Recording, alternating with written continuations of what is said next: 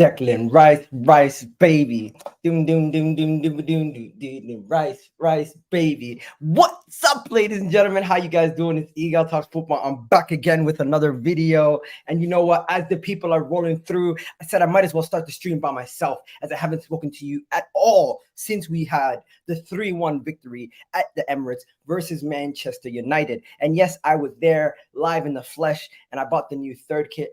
And I was having the time of my life. I'm not even going to lie to you guys. I lost my voice. I'm sweaty. I'm hot. And I'm not going to lie. That was probably one of the best games I have ever been to in my entire life. Wow. Wow. Wow. I just have to say, wow. Wait until you see my match day vlog. It is absolutely out of this entire world. Now, I'm going to have Don coming through. I'm going to have Staffy coming through. I'm going to have Hamza coming through. I'm going to have Alan coming through. I'm going to have all these guys, Ram coming through. But before they get started and join, I was just going to say, I told you so. I told you so. I said 3-1. We got the 3-1. I said Manchester United are going to struggle away from home. They struggled away from home. I knew Rashford or Bruno, one of them were going to score. Guess what? Rashford scored. I told you guys, Declan Rice is clear of Casemiro. You guys didn't hear it. Declan Rice ran that game. He destroyed everybody in that game. Man of the match by a country mile. Absolutely bossed everybody. But while we're here, we're not only going to talk about Arsenal, we're going to talk about other games also. Welcome, Alan, first panelist that's joined. But let me tell you guys this. I am not playing games with this team. This team is serious. But in the same breath, we still have things to improve on. People are going to talk about Kai Havertz making the mistake for the goal. You want to know something? He was having a decent game before that. But these things happen. Mikel Arteta made the right substitutions. Jesus came on, killed it. You're vibing to Rice Baby, I'm assuming. The way you're dancing, you're like, Rice. No, I'm just enjoying it. Just enjoying that. Get into it, Alan. I can't hear you, by the way. Get into it, because it's the vibe. It's the vibe. It's the vibe. It's a good vibe. You know what I mean? I was just on the stream, and I was going like, the whole day I was doing that. And then you also have the situation where we have to talk about the referees. Ten Hag, you crybaby bald fraud. Shut up. Your team got outplayed. You had none of your best center halves on the pitch. You made those substitutions. We easily could have had a penalty also. Wasn't given. We easily could have had situations. You can cry about the referees all you want. I don't want to hear it. You are the one that has to be held accountable. Hold yourself accountable as the manager, because guess what? Your team's the mess. Last week we drew one game. We drew a game at the Emirates. People were writing us off. Now, get ready. 2 weeks. Manchester United fans, you're going to be going through absolute hell, because not only do you have a situation where your manager has now called out Sancho, you also have Sancho firing back at him, posting a whole 2-paragraph tweet on Twitter. Alan, you should check it out, where he's responding to what Ten Hag said about him and his professionalism. So you guys now are in your own mess with Varane's injury, with all these other injuries. But I'm not here to just rant about you guys, because you guys got your own issues.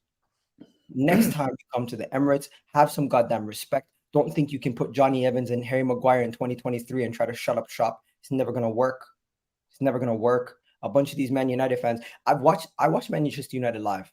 And bro, what if I tell you they were playing like, what is a team that just counterattacks and passes it to one player? Yeah. Can you think of one? Because Manchester United only had one route. Give the ball to Rashford and get the fuck out the way. And I'm going to give Rashford credit. He was good. Bruno Fernandes is dog shit. He's actually shit. You watch him, 90 minutes in the game, does nothing. The whole team is just he's walking around. He's walking around. You might as well have another fan on the pitch. He just walks around. Like, he might get on the ball and do something in the final third, but once or twice a game. But 90 minutes of the game, bro, irrelevant for 90 minutes. Welcome Hamza to the stream also. Irrelevant for 90 minutes. And finally, so from now on, I'm putting more respect on Rashford than I am Bruno. It's Rashford's team. Rashford is the most scariest person on Manchester United. Then let's talk about the whole situation with, forget about the referee for a second. Let's talk about the Mikel Arteta masterclass performance. Now, you guys want to talk about Kai Havertz. Kai Havertz deserves stick for the poor pass in the final third that led to the goal, but I'm not going to flip out on him like some people are. Some people are going to go way overboard. Calm down, people. It's not the end of the world. Fabio Vieira came on and lit it up. Big up to him. But yeah, overall, I'm just going to say, people in the comment section, let me know if I missed something. Because Bukayo Saka was terrible. He was poor. Saracen today is not an open panel. It's literally a closed panel. So sorry, I won't be sending out the links. My apologies, brother. But tomorrow I will be doing a stream. If you want to jump on, let me know. Bukayo Saka, no escaping it. Guys, Bukayo Saka had one of the worst games I've ever seen him have at the Emirates when I've watched him live.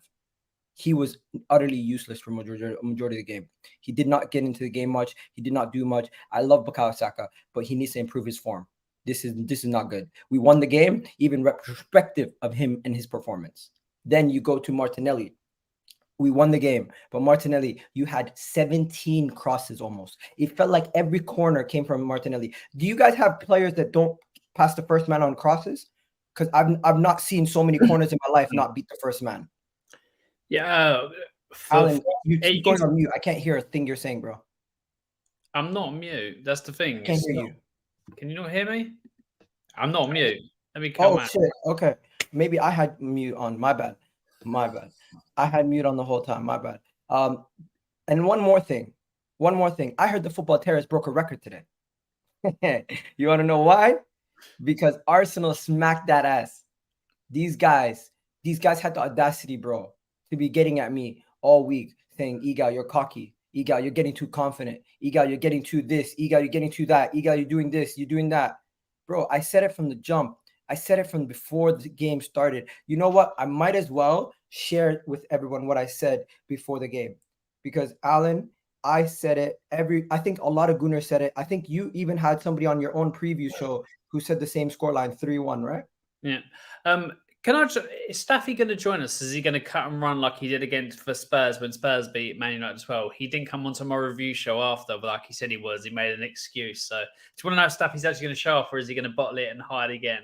Just need to ask. He's going to have to wait. Ask him for the panel. Ask him for the comment section. We're going to have to wait and find out. But before we get any further, I think it's time to show you guys this. 1 second. Oh, can't hear. And people are saying we're going to lose to Manchester United. Are you crazy? Never lose when I come to the Emirates. We're going to win this game 3-1. I'm telling you, Manchester United are not good away from home. They can start Rasmus Haaland. They can play their best 11 if they wanted to. Away from home, they struggle. And they're going to struggle today to break down our press. They're going to struggle today to stop us from scoring goals. And Manchester United are going to struggle defensively as they have one of their key players out in Rafael Varane. Their midfield, the Mason Mount, also out, and their new signing, Amrabat, not playing. Their midfield's weak also. We're going to boss the midfield, we're going to boss the possession, and we're going to bang in a couple goals. And by the end of the day, we're going to take the 3 points. If anyone disagrees, let me know why. Right now, I'm gassed, ladies and gentlemen. I'm hardly here, but today I'm repping.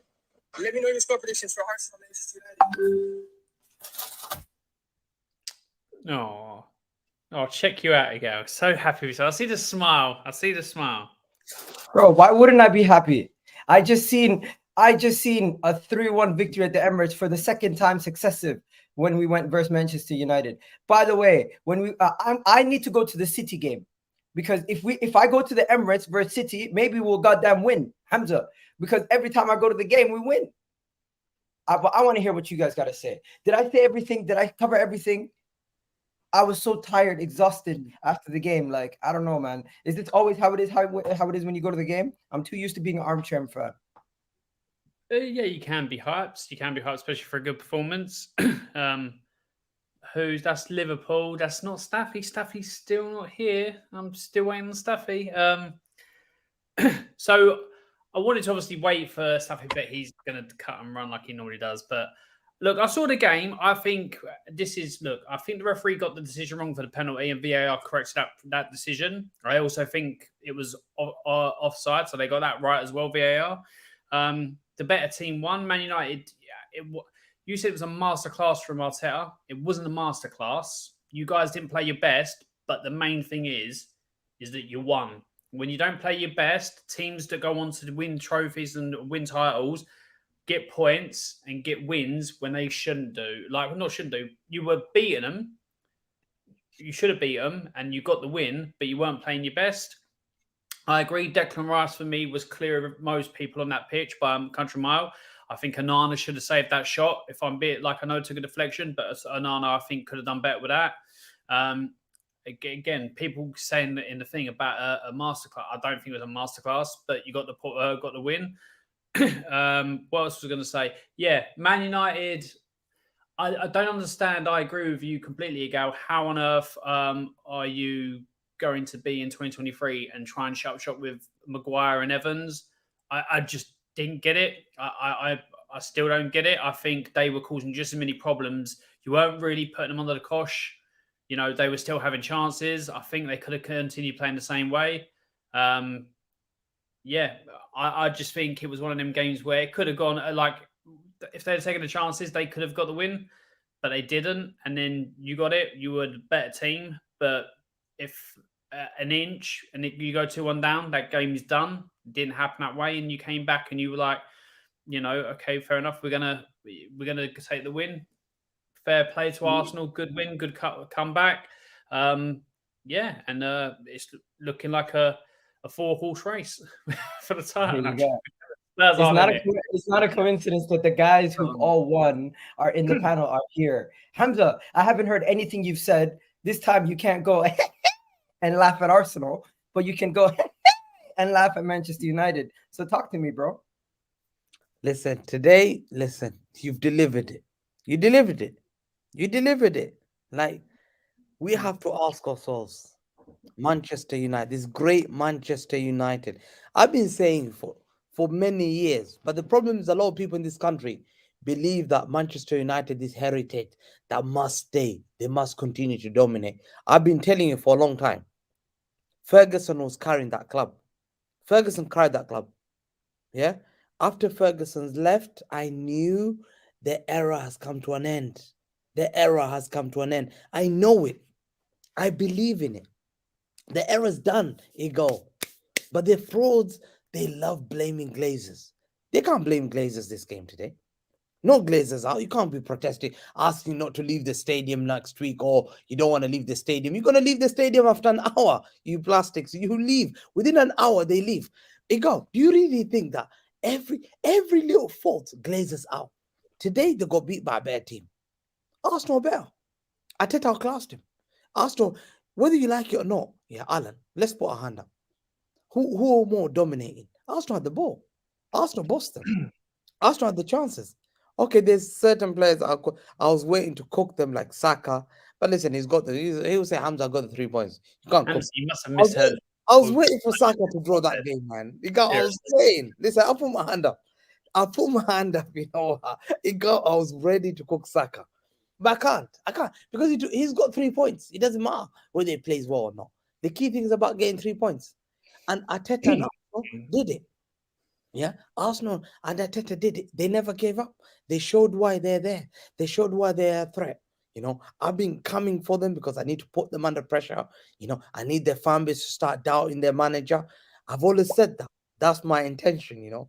But deep down, I know they're a threat. Listen, big up, you got the 3 points. But the frauds of Manchester, these guys are the donkeys. The biggest donkeys of Manchester is this football club with these fan base that believe they were better than Arsenal. You're not better than Arsenal. Arsenal didn't make any excuses. You had Gabriel Partey out. You had Jesus Smith. And these guys were making excuses because Amrabat was not playing. Amrabat was not playing. I said it to you. I've been saying Ten Hag is not that manager. Because I've never seen Arteta getting thumped 7-0 against Liverpool. Never. I've never seen Arteta, even the worst team. Yeah, Arteta is the worst team. I've never seen him thump with the worst Liverpool team. That's when I thought this guy's a fraud. But he's good at interviews. He's good at talking. He's bold. He's got shiny head. At least me, the problem is I don't shave my head every day. This guy shaves his head. So he looks, wow. He looks very well presentable. He speaks very well. He's very calm. He's not crazy like Hamza. He doesn't go all ballistic. I'll go crazy. Did you talk about yourself in third person? Listen, yeah, I'm just saying, he's professional. The way he comes across, he says, yo, listen, we got to improve, and he throws his players under the bus. CR7, he threw him under the bus. Today, guess who? He threw Sancho under the bus. He always diverts the pressure. So, you see, he tries to divert the pressure. Today, Sancho is the talking point already. Already, United are not talking about Ten Hag. They're already talking about Sancho. Yeah, but Arsenal dominated the game. They deserved to win that game. Man United were very lucky. Okay, fair enough. They scored that Garnacho goal, but it was a smash and grab. They were going to do a smash and grab. If they had scored that, it was a smash and grab. Yeah, you cannot tell me United had chances. I can tell you Arsenal had chances. Nope. Yeah, I told Cass, listen, Hamza, I told Cass, I said it was picnic day for Ramsdale, bro. It was a day out.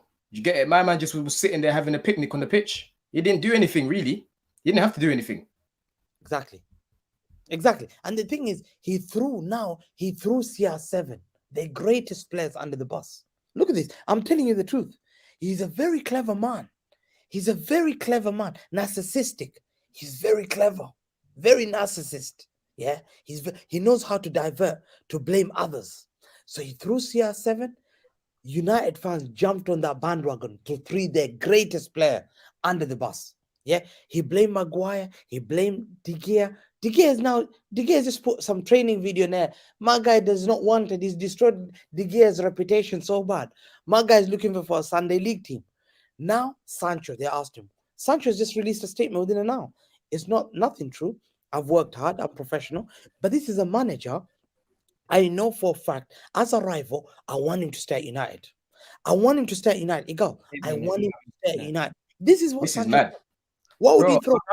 He should have never gone there, man. He should have. I was saying it at the time. This guy should have never gone Man United. They were a mess. Yeah, and they had Oli. Do you get it? Bro. They sold that guy dreams. They definitely told him we're gonna build around you, but they didn't. You want to know something though?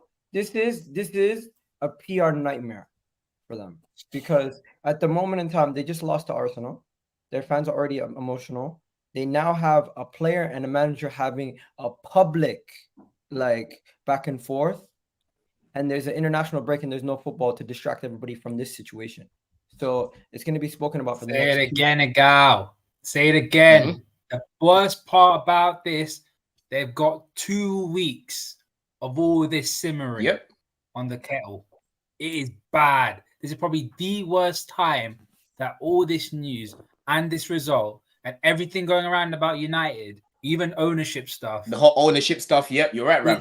Is all of this, that's the worst time possible, because international break, no one cares about international break. I mean, who's playing? Is it UEFA Euro qualifying, or is it UEFA Nations League? Which one? I don't even know, bro. I can't lie, I don't know. Exactly. And the whole football world only care about is club football. They only care about City, United, Liverpool, Arsenal, Chelsea, Tottenham, and their respective club, whether it be Forest or Brentford or anyone like that. This is the worst time. And it's going to be a tough 2 weeks for Manchester United as a football club. Their PR team are going to be working overtime to try and spin this into a positive. Mm-hmm. It's just going to be a long, long week for them. Thing is, though, Ram, it's good that you made that point. You bring up that point, yeah? Like, boys, where do United go from here with Sancho? Because for me, I don't see a comeback from this. I think his time's done. It's done. Because he went to the mountains. Apparently, he done all the training. When he came back, it looked like Ten Hag had his arm wrapped around him. And then now, Ten Hag saying that the guy's not working well in training. Sancho saying that's a lie. I am working well. There's other things I'm being used as a scapegoat. Yes. You can't say he's going to have time away now because he's already had that time away. Do you know so really and truly, what happens now with Sancho and United? Do you know, Don, I'll give you an example, right? I'll give you an example. Liverpool had the exact same situation when Klopp first came in, right? Everyone... Our best centre-back at the time was Mamadou Sakho. Everyone knew it. Light and day, it was Sakho that was better than everybody else. Him and Jurgen Klopp had a falling out. Firstly, he was late to the team playing that was for pre-season. Then he ended up gate crashing his interview with LFC TV. Jurgen Klopp said to him, look, Mamadou, I respect you, but all the stuff that you've done, I have to sell you. That's the bottom line. The antics that you're doing, I need to keep high standards. And George's not keeping with it. Next thing you know it, Crystal Palace came in for a loan, and then the season after we sold him for about £32 million. That's how you get it done. Rome. That's how you get it done. The thing is, though, they're in trouble, though, because the window's closed now. So they're gonna have to bring him. They're gonna have to bring him back into the squad because the only time they can get rid of him now is what, January, unless you want to send him to Saudi, and Saudi he's not gonna go Saudi yet. Let me say something. You guys know Fast and Furious. You know that crossroad when they do. I'll tell you when I see you all again. That's basically what they've done. Because today, Manchester United lost. Arsenal won, and the drama and everything that's coming after it is now making a crossroad in a division within the dressing room. Do some people back him? Do some people back Sancho? Do some people back his decision making? Because this is the kind of thing. Of course they will. That can cause a manager to lose trust in a dressing room. Then you have Ten Hag openly not taking accountability for anything that's happening on the pitch ever. Exactly. So as a man, he never does. As a man who's representing the whole team, the squad, they're going to have to say, "Yo, when are you going to put yourself in front of us and be like, you know, it's my fault." Because I've seen every single one of our managers, except for maybe Postecoglou, because I haven't seen him manage for a long time, do this before, where they put themselves in front of the team. So that for me is where I say it's a crossroad. But can we get back to the game? Because this topic, we can talk about it next week, Wednesday. We can talk about it next Tuesday. It's going to be here for a long time. Yeah. The game right now just happened, and I feel like that's where we should stay. We'll talk about that, yeah. But I just want to say something. I think, listen, you played way. Listen, Declan Rice, you don't give up to the last moment, yeah. And the thing is, you can see Odegaard. The question people are asking: Bruno versus Odegaard, yeah. Odegaard was outstanding today. Odegaard was. People say Declan Rice versus Casemiro, yeah. Declan Rice had a good game. People wanted Arsenal to fail. I'll be honest with you, but Arsenal dominated the game. Arsenal played well from beginning. Yeah, they came back. The fact that Arsenal 30 seconds, 1 minute. Arsenal dominated the game. Bro, you're not watching the game. Manchester United. I think you played well. I think you were the better team. I think you were better team. But I think United had little spells. So you wouldn't say they dominated because they left themselves open. United were basically a counter-attacking. United were basically a counter-attacking team that were time wasting from minute one. What are we talking about? Egal, what we're saying, what Don's saying is, it wasn't a dominating performance where you absolutely bullied. What? Excuse me? No, because you let them in a couple of times, but it was played a very good game. 1 second. Yeah. If you were to compare this performance to anything, what I would compare it to is what Manchester City do against bottom teams. Usually, bro. Zero chances. No, bro. Guess what? We might not have created as much chances in the middle part of the game, but I don't feel like there was a No. Egal, you're misconstruing what we're saying. You're not listening. Let me land. I don't feel like there was ever a 20 or 10 minute period where Manchester United were ever dominant. I feel like whenever they had the ball, they were get the ball quick, boom, and then nothing came from it. Then we hold on to position for another 10, 15 No, but Egal, that's not you're misconstruing what we're saying. We're saying you made chances, you played well offensively, but we wouldn't say you dominated, because when you dominate, you don't let the other team attack you at all. There were quite a few opportunities where if United had better players, say they had a Mohamed Salah on the right wing, they would have got in and probably. I can think of a few times. There was a part when Anthony had the ball. Instead of using his right foot, he tries to do this little outside foot pass to, I think it was to Ericsson or one of those players, yeah, and then it just got intercepted. There's a few times, bro, if they've got a little bit more quality, they'll be in behind, and better teams are taking those opportunities. But we're not saying you didn't play well. We're not saying that. Play well. But you did. I wouldn't call it a domination. I wouldn't call it like dominating. My reasoning why I feel like I disagree is because Manchester United, their whole way of attack and build up was non-existent. Their whole way of trying to keep what Ten Hag was trying to implement for this season, where he was trying to play better football, never happened. They resorted back to what some people like to call Ollie ball. You don't think Onana was playing it out from the back well and trying to build up? Bro, Onana was kicking it long to us. He was kicking it long. That was, you know what happened? You know when that change happened? When Maguire came on the pitch. Before that, he wasn't doing that, bro. They were actually playing football. Guess what? When we were pressing them from minute one, they were rattled, bro. Every time we were pressing them, they were rattled. I have to disagree, Gal. Like Staffy, when Staffy comes on, he's gonna say the same thing. They only outplayed the press. They only outplayed the press maybe the first 2-3 times. After that, The rest of the game, they were. Nah, man. Egal. No, even bro. I even remember. Yeah. They look comfortable. They looked comfy, bro. In the second half as well. Literally, in the first few minutes, Odegaard was pressing Onana. Onana didn't even panic. He literally just slipped it through into the midfield, and Odegaard just kind of jogged off after. Bro, they were decent. I'm not gonna say they had they 55% possession. They had 45. That wasn't complete. It wasn't a domination. I don't think you dominated the game, bro. I'll be real. Instead of trying to play it out the back and having, instead of trying to create tension and playing it out the back, what they did was they resorted to just playing it to the wings and just trying to escape through the fullbacks. Because Maguire came on the pitch. Yeah. No. If you're gonna play, even when Lindelof and Martinez were there, they were passing it to Lindelof and Martinez. They were waiting, and they would always just give it to the wingers and the fullbacks and just let them hold it. Their press. I'm not saying their press was bad. I wasn't saying that.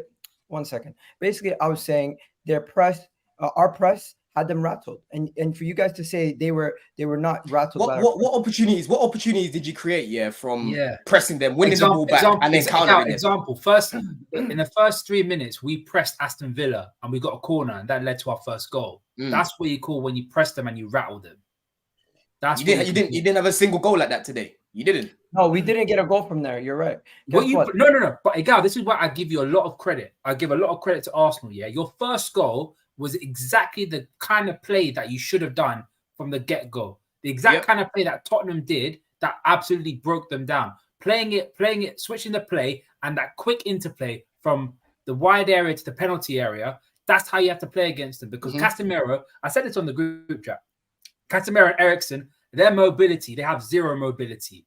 Stretch that play, you are going to get chances. You want to perfectly, man. Those quick little patterns around the box. I'm just frustrated with one thing. To say that we didn't dominate the game is to say Manchester United had spells of good play. When did they have spells of good play? Oh, bro, no, we're saying that they had opportunities where they could have broken you down, but because of the quality of play they never tried to actually break us down. What they did was they tried to counter. And they just passed it to Rashford. But it was working. It was working, bro. But they had nothing else. Last season at the Emirates, you dominated them. This was more stop-start, not quite like Shaw had brief periods, and then they had periods with the ball. And although they didn't have the shots on target, in the second half, they were having chances where they were getting through and trying to break away. It wasn't as complete as it was last season. Last season, you dominated them. This season, it wasn't quite that. But you got over the line when you weren't playing at your best, which is a great trait to have if you're going for a title or challenging it. 100%. The subs were good. The subs were very good.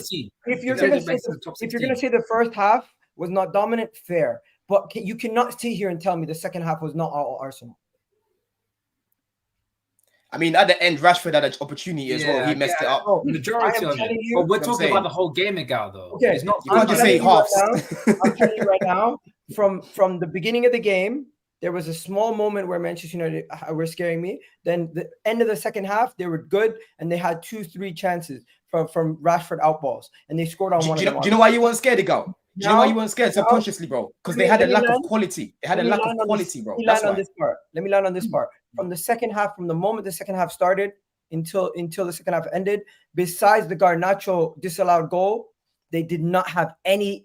But is that because of the interplay, or was it because of the quality of players? Because put it as like I said, swap number 39 for our number 11. Would you be a lot more shook? Yeah, you would, because you know that if those chances go to him, it's peak. You want to know something? Swap 41 for 18. They win that game. Declan Rice was the best player on the pitch, and he dominated that midfield. Manchester United midfield of Eriksen and Casemiro in the second half were non-existent. I can agree that Rice had a good game. And he dominated. I think he had a very good game. Anyone can sit here and tell me that a team that dominated the whole entire the second half of the game hasn't dominated the game. Egal, when we say, look, it weren't domination, because that says 45 minutes, you had them under the cosh, they didn't do anything like that. There's a difference between domination and being the better team. You were the better team, but you weren't domination. You don't have to polarize it. You're saying it's because we'll get onto the Liverpool game. And in my opinion, that Liverpool game was a domination from us. That was a domination. Yep. Aston Villa. That was a schooling. That's what you call a school. The one thing we actually did the only chances that Aston Villa had was from our own mistakes, rather than them actually breaking us down. I can name, I think the chance that John McGinn had was for the fact that Joe Gomez tripped over his own feet. Well, he lost balance. That's it. All the chances that they had were mainly because of our mistakes or even set pieces. That's it. That's what you call a domination, Egal. But for us, it was still a very, very good performance, but it wasn't a domination. You get what I mean? There's subtle differences. Egal, they're saying that he said Egal was watching it live. Maybe it was the atmosphere.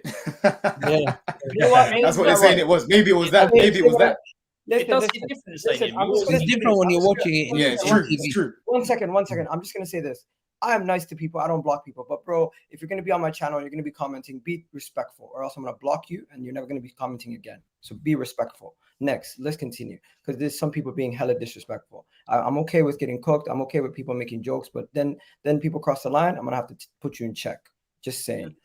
Facts. Yeah, right. facts. I know you're a Chelsea fan. I know you're not an Arsenal fan, but come on, let's be real. Who is it? Bro, guys being stupid. Anyways, enough about that. Let's continue. It's not even Alex, it's somebody else. But let's I know continue. who it is. I'll say who it is. Anyways, what do you guys?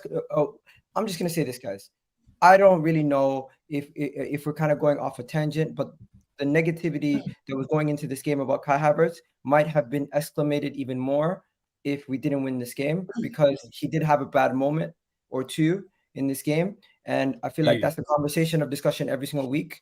But right now, Fabio Vieira, the win, some of the players that we have is going to be the conversation. But if you guys want to talk about the negatives for Arsenal or Man United, let's do that now before we move on. I think talking about negatives with Arsenal, I feel like at this moment nitpicking.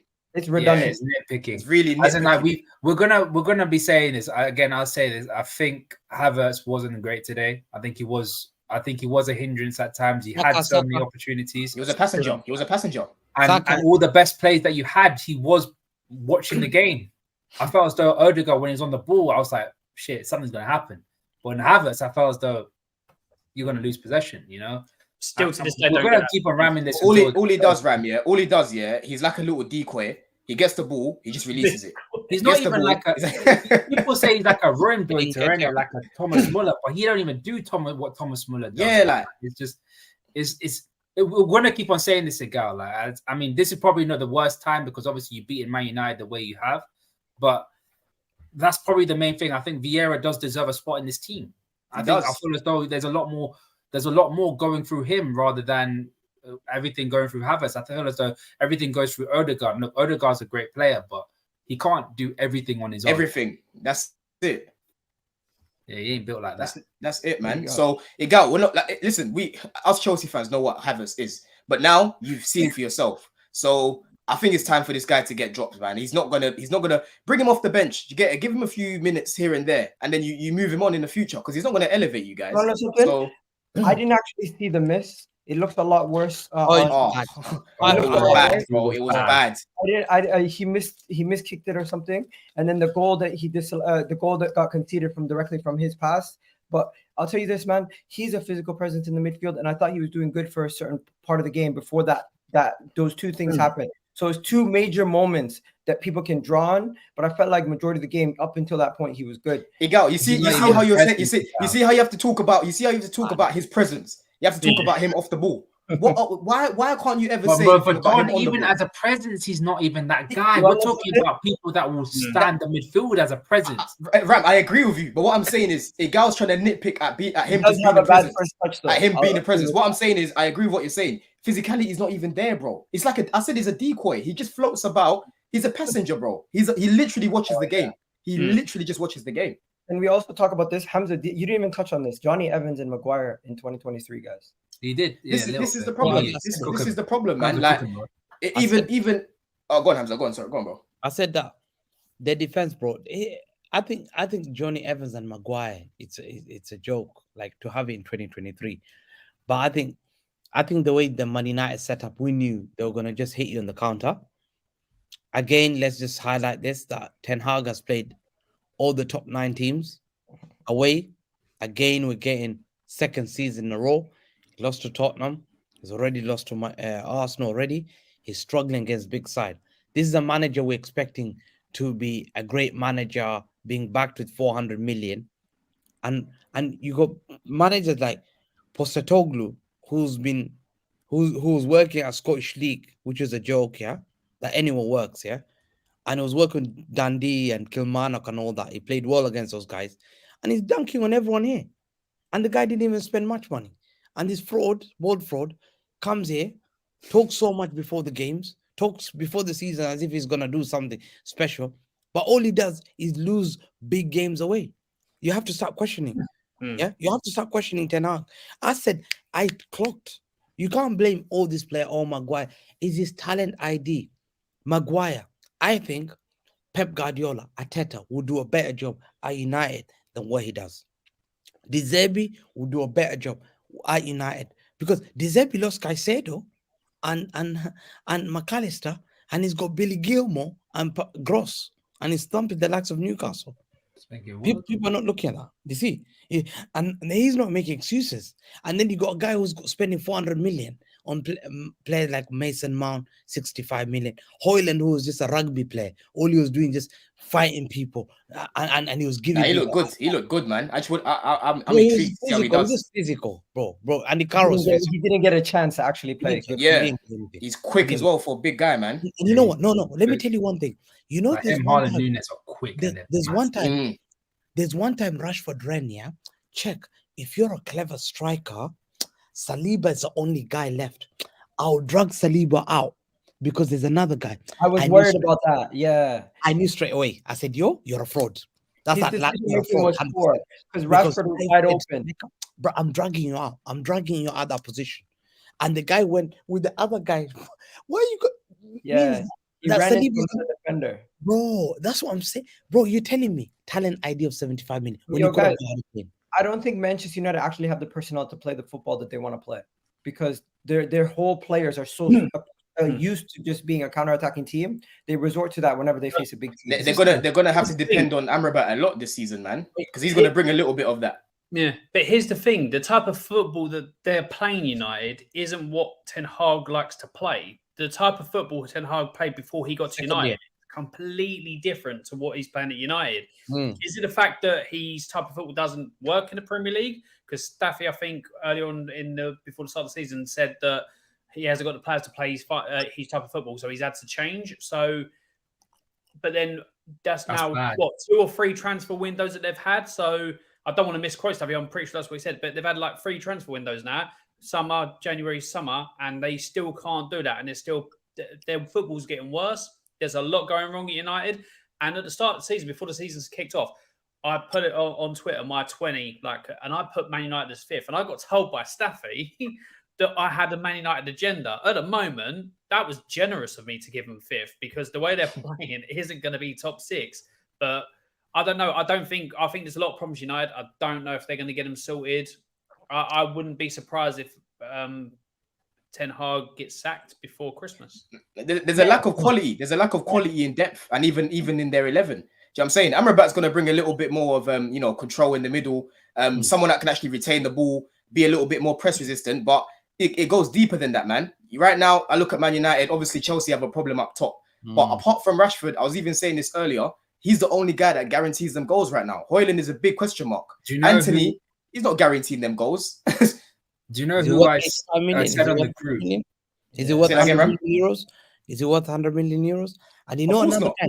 Let me come up with another guy that I've always said, but because I've been watching football since the 90s. The knowledge in here, yeah. Listen. I don't watch love films. I don't watch acting. I don't watch those kind of stuff like Spider-Man. There's none in here. Here it's football heritage. Inside here, if you open it up, Batistuta, Roberto Baggio, Baresi, all those days, and you come back. Sad, no. So one second, it's a sad, but it's heritage. Let me tell you, Lisandro Martinez. Yeah, you guys love to run to these guys that have good names. Lisandro Martinez. Nottingham Forest, was it Wolves? He got taken off. Do you know why? He got yellow carded. He's very rash. Yeah. Ten Hag knew he's gonna get red. Ramos gene, innit? Took him off. Yeah. Next game, got red carded. Today, he was getting cooked. And then the guy again was on the floor. I want to see whether he comes back. This guy is not the level of Saliba. They compared him. They compared this guy to Saliba, who was on. It's hard for Saliba to go on the floor. I've never seen Saliba. And when Saliba goes on the floor, he gets it. Like Crystal Palace. Bang. He gets the ball. Fantastic. But yeah, talk to me about Declan Rice, Casemiro, bro. Huh? Talk to me about Declan Rice. Fulham against Adama Traore. To me, I thought the worst performer, Havertz. I know people are looking at Havertz a lot. Yeah, Egal. But I want to touch to this. Yeah, your star boy. Whether you like it or not, yeah. Martinelli was good. Martinelli was good. You missed I've been it. saying your star boy is good. Your star boy is good, but he needs to start showing big games. Yeah, stop. I know. He's a good player. He's a good player. I'm not criticizing. He needs to show up. Star boy is Full stop. good. Because this season he hasn't been good so far. I was ready to eat. Yeah, on Starboy. Yeah, but because Declan Rice got that winning goal, that's why I'm eating rice. And the thing is, yeah, and this is what I'm talking about, Man United and their lack of quality. Because Alan, listen, I don't even disagree with you when you say that what do you call it, Man United can finish 5th, yeah, and that's you being generous. Because look at the guys that they're bringing on, man. This is not serious. Injuries are going to happen, and they're still playing Champions League football. If you look at that goal for Declan Rice, yeah, the guy was in and around the area. Evans got treated like a granddad, right? He couldn't get past whoever was blocking him off. Rice had all the time in the world to bring down the ball, even take a little pause and just whack it one time. And ironically, he came off Johnny Evans. Onana, he could have done better there, but I'm not gonna grill him because he had a good game, to be fair. And even with Saka's chance as well, that was a good save. Do you know what I'm trying to say? But listen, Man United, man, I've been saying this, like they talk about their firepower, but when I'm actually deep in it, I'm like, yo, apart from Rashford, who's guaranteed these little goals? It's the players that they signed, bro. Like they signed Mason Mount, yeah, and I was thinking to myself, what is he they offer? bought themselves another Bruno Fernandes. Yeah, the way they play is very, very similar. And I'm like, where's that balance going to happen? And you saw in the first 2 games, especially against that Tottenham game really showed it. Those two, they're too similar in play. They played him in a pivot. If you've watched Chelsea long enough, yeah, you know that Mount doesn't work in the pivot, bro. He never will. He never will. Do you know who would have been a better player signing for them? Gravenberch. I can't believe you just dissed Bruno Fernandes by putting Mason Mount in the same category. Gravenberch might have been a better signing for them, but I'm just going to say this. Before we move on, I just want to have this conversation. Are we going to revisit the Declan Rice Casemiro comparisons, or is it too soon? Too soon. Give it a couple of times. Give it a couple games. Yeah, give it a couple games. Egal, listen. Don't try and rush it, bro. It's gonna happen because right now, yeah, you see Cass.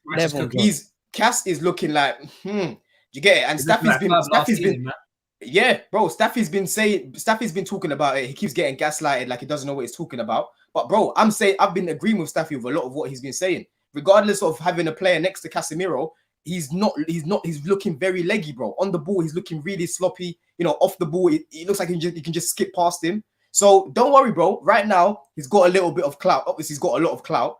It will happen this season. If he carries on playing like this, people will start to say that Declan Rice is better than him in this moment in time. It will happen for sure. The only reason why I'm saying is because on this channel, we had an Arsenal panel when he got signed, and we were discussing midfielders, and verbatim we said Declan Rice is better than Partey and Casemiro. People said it's disrespectful to Partey, and people said it's disrespectful to Casemiro. But that was for good reason. That was because he hadn't played for Arsenal yet. And if last season, he would have got top 3 CDMs last season, or top 5 even, I would say. Fair enough. By the end of the season, I will not be hearing about Paulinho. I will not be hearing about any of these guys. The only person I'll be hearing about is Rice and Rodri. No, Paulinho is good. Paulinho is still a baller. Very good. You're forgetting what he just done to you lot. Rodri is in another level, yeah. Then Declan Rice, Paulinho. Let me tell you something, guys. The thing is, we gotta move on because we gotta. Casemiro, just one word. Casemiro, I have never seen a Brazilian from Sao Paulo who can't pass. Like I don't believe. Like you were brought up in Sao Paulo. That's nah. He's got a good pass on him, man. I'll give Casemiro that. He's got a good passing range. But do you know what it is, Hamza? Yeah. Do you know what it is? Yeah. Like everything right now is looking a bit slower. You know, everything right now looks like he's a bit lost. He looks like he needs someone next to him to hold his hand. Do you get it? Like before he had Cruz and he had Modric holding his hand, but now it looks like he's dropped down a little bit. So he might need someone next to him. So let's see how he does with Amrabat. That's why I'm not rubbing Casemiro out. He hasn't been performing to the levels that we know. But let's see if Amrabat actually helps him or if he's actually done. That's why I'm saying, Egal, don't go too early because Amrabat's going to be a big big upgrade for them for sure. Let it cook. Let it cook. Let it cook, bro. Finally, I'm just gonna move on. I just want to know: does everyone agree with my statement earlier that this was a crossroad between Arsenal and Manchester United? The winner's gonna push on, the loser's gonna regress. It's still early, man. Still early, man. It's Egal. Listen, beat them at Old Trafford. Beat them at Old Trafford and then come back and say what you want to say. Yeah, they could go on a 5-game winning run and then they'll be back in top four. Fair enough. Let's go to Chelsea. What the hell is going on at Chelsea? I'm seeing Saturday night was mental. I was seeing Roy saying Pochettino out. I'm seeing Pochettino out spaces. I told you guys when the transfer window ended that now you need to get points on the board and not celebrate.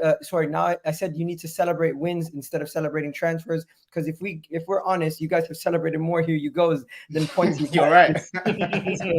Don. I need to say this to you. And then I just want to cut the banter for a second.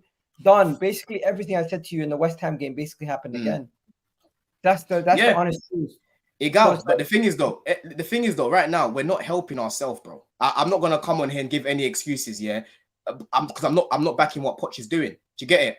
That lineup against West Ham when that came out, I wasn't happy with it, and I wasn't surprised we were playing the way we was in the first half. Obviously, we should have won the game, but this is the Premier League. If you don't take your chances, West Ham are still a good team. They can take their chances, and that's what happened. Do you get it? We lost that game against Luton. I wasn't happy, even in the whole first half, bro. I said it. I didn't want this formation. I don't want Ben Chilwell playing at left wing. The same thing happened there. We're a little bit more clinical, but if you look at the performance, it wasn't convincing. Same thing happened against Forest. Why are you still persisting with Ben Chilwell as a left winger? It completely messes up our attack, bro. Yeah, and in pre-season, Poch wasn't doing this. He wasn't playing Levi Colwill at left back. He wasn't playing 3 centre backs. He wasn't playing Ben Chilwell at left wing. He's completely disrupted the whole plan that he had, which was working, which was actually helping us create a little bit more fluidity. We're creating more clear-cut chances for Jackson because he even scored against Newcastle. I know people will just say, oh, it's only pre-season, but pre-season is a way to implement how you want to play. Look at Spurs. I know Alan's going to speak about Spurs, but Ange literally is playing the same way he was playing in pre-season. He hasn't gone and just changed his principles. What Poch is doing right now is messed up, bro. It's messed up. This is the equivalent of, like I said, Robertson playing left wing for Liverpool or Zinchenko playing left wing for Arsenal. It's going to completely ruin your left side of attack. And right now, everyone knows Chelsea haven't got that much firepower. Yeah, there's a lot of question marks about a lot of players, but you're not helping yourself when you're ruining the fluidity of the attack because you're playing Gallagher in the pivot. Same situation as Mason Mount. It doesn't work in the pivot. Gallagher doesn't work in the pivot. I don't care if people say, oh, he had a good game against Luton. He had a good game against West Ham. You're playing against teams that have a low block and aren't going to press you. Even you will look great on the pitch, Hamza, if you're playing up against West Ham and that they're not pressing you. You've got all the time in the world. Gallagher's not good enough to be at this club and he's still playing in that pivot. I'm seeing him as the deepest man picking up the ball. I'm seeing Chilwell trying to drive at players and just miscontrolling the ball, bro. It's like watching a fish come out of water and trying to dribble on the pitch. It doesn't make any sense. It doesn't make any sense whatsoever. So right now, Poch needs to, let me just land my point, bro, yeah? Poch needs to go back to basics, revert to the plan that he had in pre-season, play players in their actual position, right? And then we move from there because what he's doing right now is out of character. Alan knows a lot more than I do about Poch, but what I know Poch is he's an attacking manager. And right now he's not being brave enough. He's really not being brave enough. And it's really weird because I don't know Poch to be like this. Do you know what I'm trying to say? Okay, first of all, one of your leaders in Thiago Silva responded to a fan and said, you're not playing a 5, you're actually playing a 4 with Chilwell. We are playing a 4. And then Chilwell's playing as a left winger, yeah. Yeah. Then number 2, you have a situation where I feel like you created enough chances in the game. You had enough dominance in the game. You had enough opportunities in the game to capitalize. I would disagree. But your players let you down. And the reason why I'm saying this is because I can just look at Jackson alone, who had 4 shots from close range, and one of them whose XG by itself from that one chance is almost a goal, with it being like 60% chance of that going in. Yeah, and he skies it over the bar. So when unfortunately there is days when it's not you're not having your luck in front of goal, but it's happening way too many times consistently. It's 80% Poch and the 20% the players. The players aren't going to get any excuses from me. No, Jackson should be burying that.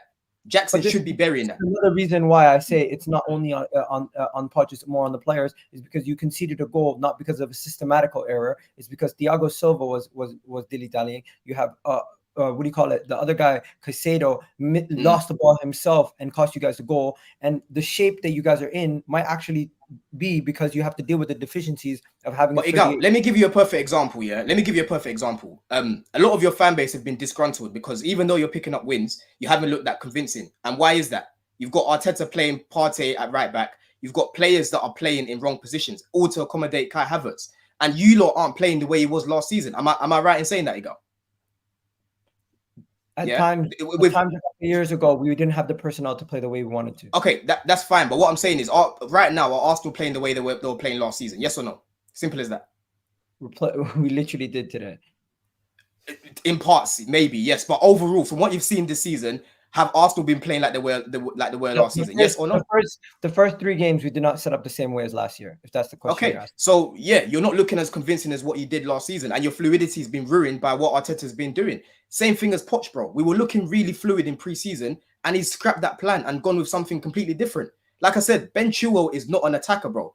The guy doesn't know how to link up with Jackson. He doesn't know how to beat his man like a winger would. He's got no right foot. So when Sterling's whipping it across from the right wing, he doesn't know how to finish on his right foot. And I'm not blaming him. I'm blaming Poch, because why are you playing a defender as a left winger? It makes no sense. So yes, you're saying what you're saying about Jackson missing his chances. I agree with you. But bro, right now we need to revert back to basics, because we're not playing the fluid football that what I was seeing in pre-season. It's been completely changed. I'm gonna get the guys in on the Chelsea topic now, guys. Poch out also has begun. You haven't touched on that, but we're gonna talk about that in a second. Let's get past 100 likes, guys. What are we doing? Why are you guys here watching the content, but you're not liking the video? That should be the first thing you do. Do me a favor, like the video right now, and let me know what you guys think about Chelsea and the whole Pochettino out beginning. I'll start with Hamza. Hamza, what are you saying? And then I'll go to Alan. Hamza, you there? Yeah, sorry. I had a call. I was going to say that. Listen, Chelsea, to me, what a joke, man. It's a joke, bro. Yeah, bro, there's no excuses to be spending. It is a joke right now. It's a joke. You all right? Yeah, you can't spend £1 billion on £1 billion. You don't need excuses to beat Nottingham Forest. You don't need. Yeah? I'm arrogant. If I was the manager, I'm not doing the team talk. I expect you to win. And I remember, I'll give you a story. When Mourinho went to Liverpool, yeah? And they were playing Champions League. There's a very famous story. See, Rams doesn't know. Rams, take pen and paper. So Mourinho in the Champions League walked in and he was Don't do that. And bro, he wrote 30 or 31 number. And he left. They asked, he didn't do a team talk. All he sat and he said to the guys, tell my players we're 31 points ahead of Liverpool. Yeah, that was before UCL, but he still lost. But that's the arrogance. Chelsea Football Club are not supposed to be there. Chelsea Football Club used to... The biggest mistake Chelsea did, they've wasted £1 billion. Egal. They'll never get that money back. It hasn't been wasted. It hasn't, man. You're saying things... Egal. I called you Egal. Hamza, you're going down a completely different angle now, yeah? Because Poch right now, you're right. We should be beating Forest. We should be beating West Ham. We should be beating Luton. These are all points on board that we should have right now, yeah? But the main problem right now is Poch is picking out the wrong lineup that none of us would pick, by the way. You can ask 1 million Chelsea fans. You wouldn't get one person that would tell you they want to see Chilwell at left wing, yeah? You'll get a lot of people saying that. You get a lot of people saying that Gallagher should be playing in the pivot. He's making it hard for himself, bro. He's overcomplicating things. I hear what you're saying, bro. But what I'm saying is right now, yeah, Poch is not helping himself, bro. He's making basic errors. These are basic decisions that he's doing, and they're incorrect. This has got nothing to do. This has got nothing to do with the board. I'm not hearing no excuses about it's the players this, it's the players that. But he has the players right now to be winning these games, and he's choosing to go the hard way. Yes, but still, these players are not good enough. I'm telling you now. If I ask you, still. Bro, I've just told you that he's made a big change in the team that's been detrimental. What do you mean? Don, do you still okay? Let me ask you a main question. Do you still want to sign players? No. I mean, in January, I want Ivan Toney, and then I want a goalkeeper in the summer. Then I'm good to go, bro. After you spend, then I'm good to go. Yo, there has to be a limit. You can't spend it anymore because we haven't even spent $1 billion yet because that's a figure of the add-ons, Hamza. What are you talking about? No, but you spent so wrongly that it's so bad. Like you still. You tell me how we spent wrongly. Who did we buy that is an incorrect signing? Listen, you tell me. Number one, I'll buy winners. Yeah, I would have brought Maddison £40 million. Maddison's a winner. He's a winner. Yeah, he's won. What's he won? He's won the FA Cup. Maddison's FA Cup. Madison's a very good player.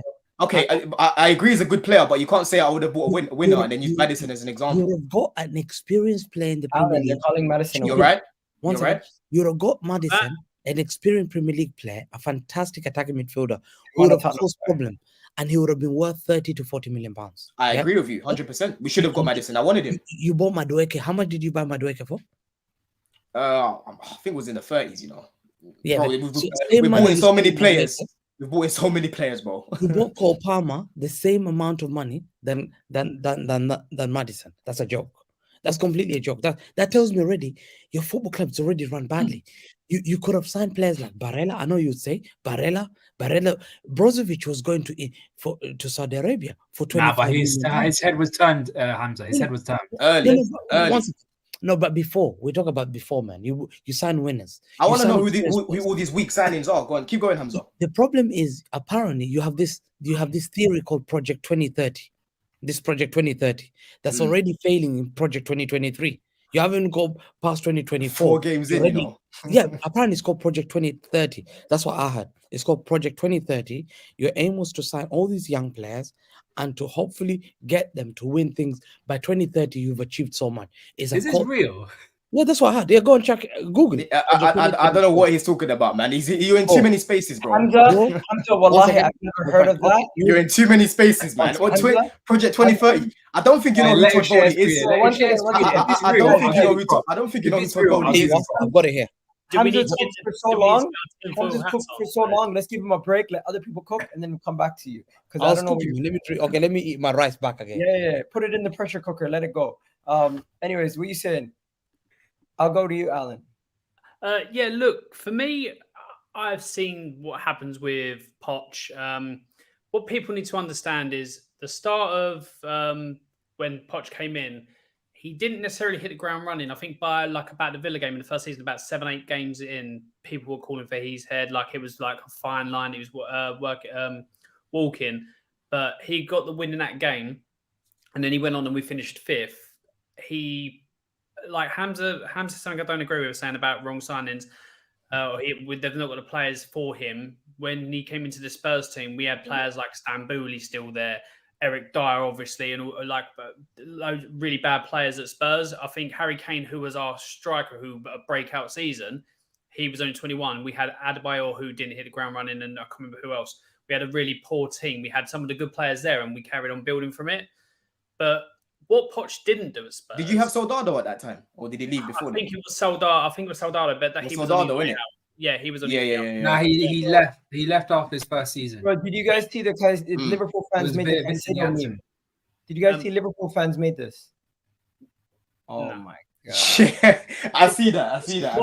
What I'm saying is Pochettino. He changed personnel, but he didn't change tactics or formation. He stuck with the same thing, the 4-2-3-1. If he so I've seen bits of Chelsea this season. I haven't seen in depth. But from what I've seen of Chelsea, it seems like he's coming, trying to be improve the way his formation and trying to change it a bit.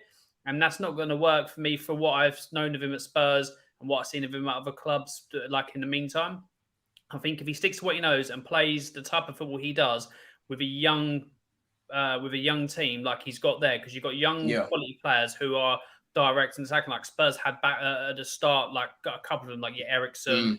Harry Kane came good. You did have the likes of Vertonghen at the club and stuff like that. So you had some of the core there, but he added to it.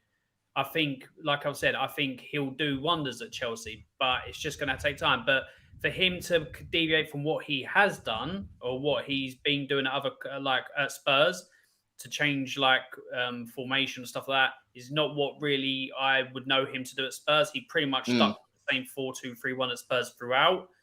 So if he's changing formation, I would question. It's not even, he hasn't changed the formation, it's the personnel. So basically what we're doing right now, he does do that. He does change personnel. He finds people he can trust. And when he finds people he can trust, sometimes it's not somebody who I agree with, but when he finds somebody he can trust, then he'll go with them.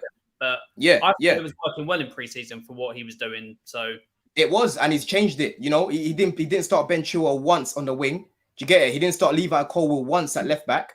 If you want to play three centre backs to help Thiago Silva, because we build up in the free, Got no issue with Levi Colwill playing left back because even last season I was saying certain games he might play left back and certain games he'll play predominantly as a left centre back.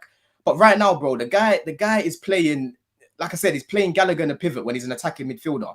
He's playing what's his name, Ben Chilwell as a left winger. It just doesn't make any sense. And like I said, it's taken away that attacking threat. I looked at a stat yesterday. Majority of our attack was always on the right side.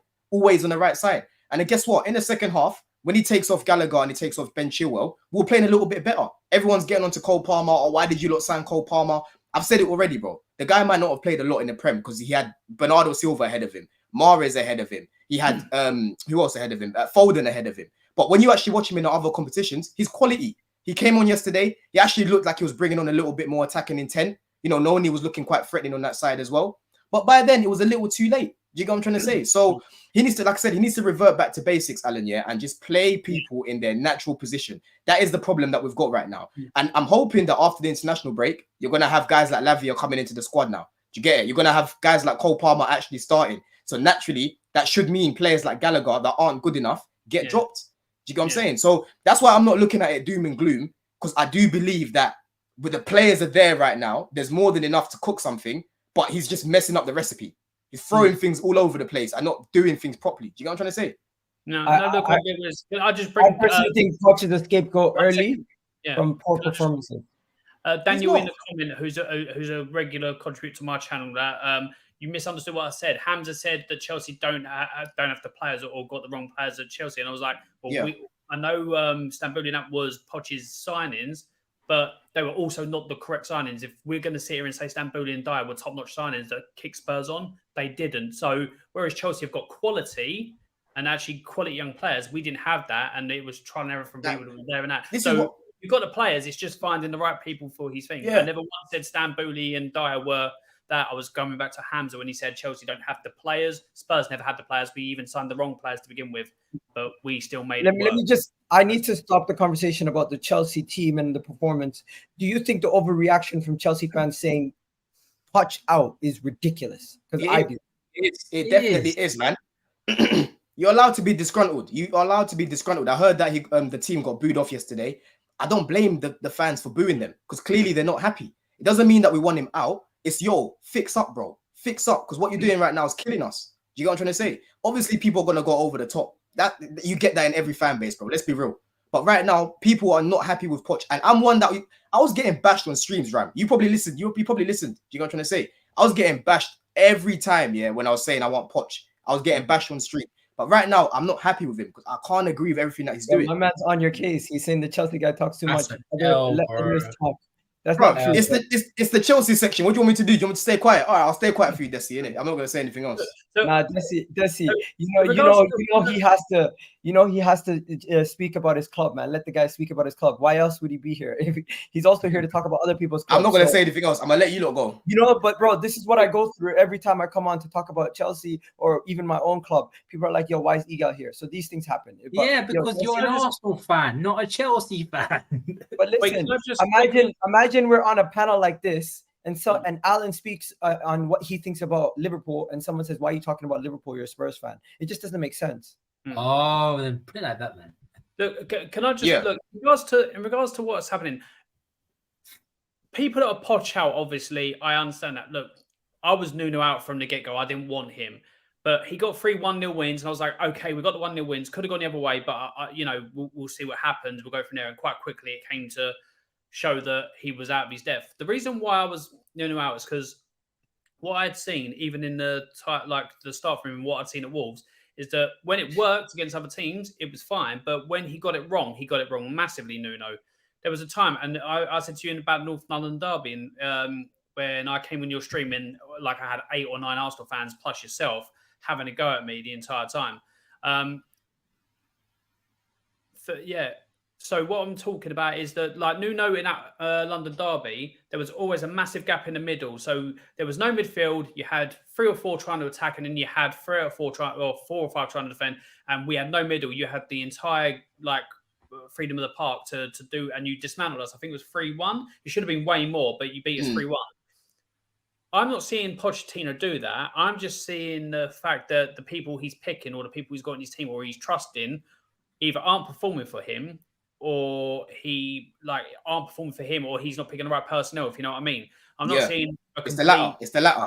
Yeah, I can't see the problems that we had at Spurs under Nuno, and the fact that there was no tactics, void of ideas, and literally he was making up on the spot. I see there is an idea, but the personnel, the team haven't clicked right. Depending on how long he'll get at Chelsea, because we have a history of changing things quick. I think when it clicks, I think you'll see a much improved Chelsea.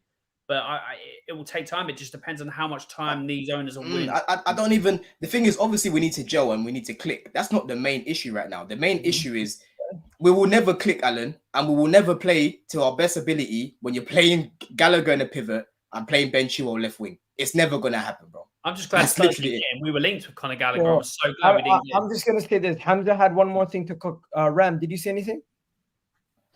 Go ahead first. I mean, I'm sure you got a lot to say, man. We traumatized your club this summer, man. Hey, do you really want to do that, bro? Wait, Don, you know you're my guy, yeah? You know you're my guy. But screw you, bro. Screw you and your team, yeah? I had to deal with a whole day of shamelessness from my dad. Do you know how painful that was? Your dad's a Chelsea fan? Nah, he's a Forest fan. Oh. And he was telling me how we went to Stamford Bridge and we beat them 1-0. You couldn't even beat them at Stamford Bridge and all that, bro. It was that bad. I had to leave the house. I actually left the house and drove to South Kensington. That's how pissed I was. You and your team had to make me succumb to that for God knows how long, yeah? I'm not going to say this, yeah? Chelsea went to Brighton and showed a load of money and got the wrong player. They should have got Evan Ferguson, man. I'm telling you, the guy is a baller. The guy is a good striker. Gets the ball in the back of the net. When you were at Brighton, did you not think to have a look at Evan Ferguson and be like, he's a good striker. We could do with someone like him. And go and spend about 20, 30, 40, or however much money you want to spend on players just to get a striker. And I said this to you before, Don. Your team, even though you brought in some players, I'm still not convinced by it. I'm still not convinced. Maybe it's because they're all too young. They don't have any experience. I'm a massive advocate for the saying, you don't win anything with kids. Isn't that a worry? Isn't that a worry that some of the players that you so-called had long-term investments, in the long term, they won't be of that quality? And seeing as though there's so many more areas that you need to address. Yeah. I get what you're saying, yeah. And yes, we definitely need a striker, but we definitely needed a CDM as well. Do you get it? We haven't had a destroyer since Matic ran. So I get what you're saying about Evan Ferguson, but bro, you can't fill every single hole. But that CDM area, we definitely needed someone to come in. And you even tried to get the guy for 110, bro. You broke the British record to get the same player. So it is what it is. It is what it is. You know what I'm saying? Right now, there's more than enough, bro. We've got more than enough right now for everyone to be chipping in. I get what you're saying in terms of you're not convinced, but neither am I, bro, because we're not playing the team that we would all expect to see. I'm looking at players like Madueke. He looks quite good in terms of attacking, but when it comes to the end product, it's not there yet. But again, Poch has been brought in to develop him, like he did at Spurs with Dele Alli, with Eriksen, with Harry Kane. That's why we brought in that manager. Do you get it? I can't look at. There's only Mudryk really that I'm looking at where I'm like, he's looking. You know what I mean? He's looking a bit meaty with some of the things that he's doing. But the guy's not getting any starts, bro. He's not getting any consistent game time. He's not getting any time to build a bit of rhythm, a bit of confidence. I was actually at his debut at Anfield, yeah? People will always say, yeah, but it was up against James Milner. Bro, when that guy came on, he literally looked like a threat every single time he was on the ball, yeah? And everyone was like, rah, Chelsea have got themselves a good player. You can't go from that, being clapped off at the Bernabeu, to be looking like you can't bang ball. It doesn't make any sense, bro. Do you get what I'm saying? So sure. Can I just quickly add one last thing as well? I'm stopping everything, going back to United, because we got the man himself. Oh, really? You can't stop me like, that. Timing, Staffy. Well, Staffy doesn't know. Staffy doesn't look happy. Of course, everyone knows his team lost. We're gonna let him speak. He unfortunately didn't get to hear any of our speeches on what we thought on the game, but let's let him take it away. No, you don't need to put me on the big screen. I just came off a 45-minute rant on my channel. I'm sorry, Egal, for being late. No, Egal, put him up. But I told. No, I don't want to be on the big screen. I'm not even joking, bro. This is not the Staffy that you're seeing on a daily basis. Yeah. This is a different version that you're seeing today. Talk to me. I just came off my channel, bro, and I didn't even talk about the game. Listen, I know we come here all times to banter, to joke. Listen, you hold that, you hold that. I get that, but I'm not even in that mood today. Yeah, I am angry. Look at that last comment. I am angry. I just did. This is my first time doing a stream on my own on my channel. I usually don't do that, and I've never had so many people viewing me at the same time. I've never had so many live views because people know I came on that shit and give the truth. This club right now, bro, is an absolute joke. Absolute joke. From top to bottom, this club is a joke. We lost a game 3-1. By the way, I wasn't so mad about the game. I thought we were unlucky. 3-1, 2 goals in the stoppage time. I'm like, you know what? By the way, according to Egal, you got dominated, by the way. According to Egal. We did? Yeah, that's what he said. I mean, he's not lying. We did get dominated. You think you got dominated? Of course, 100%. No, you did not. Did you not see that? I'll tell you something. We played in moments, but they did dominate us in that second half. Let me tell you something. In the second half? Let me tell you something, the whole game. I'll tell you something, Don. The first half, what was the possession? 54 United, right? Something like that. It was 54 United. People were like, oh my God, we have possession. Where was the majority of that possession? Can someone answer me? That most of that possession. Back in it. Exactly. It was with Onana. You know why? Because we can't break the lines. We have a goalkeeper that, thank God, has no problem having the ball at feet.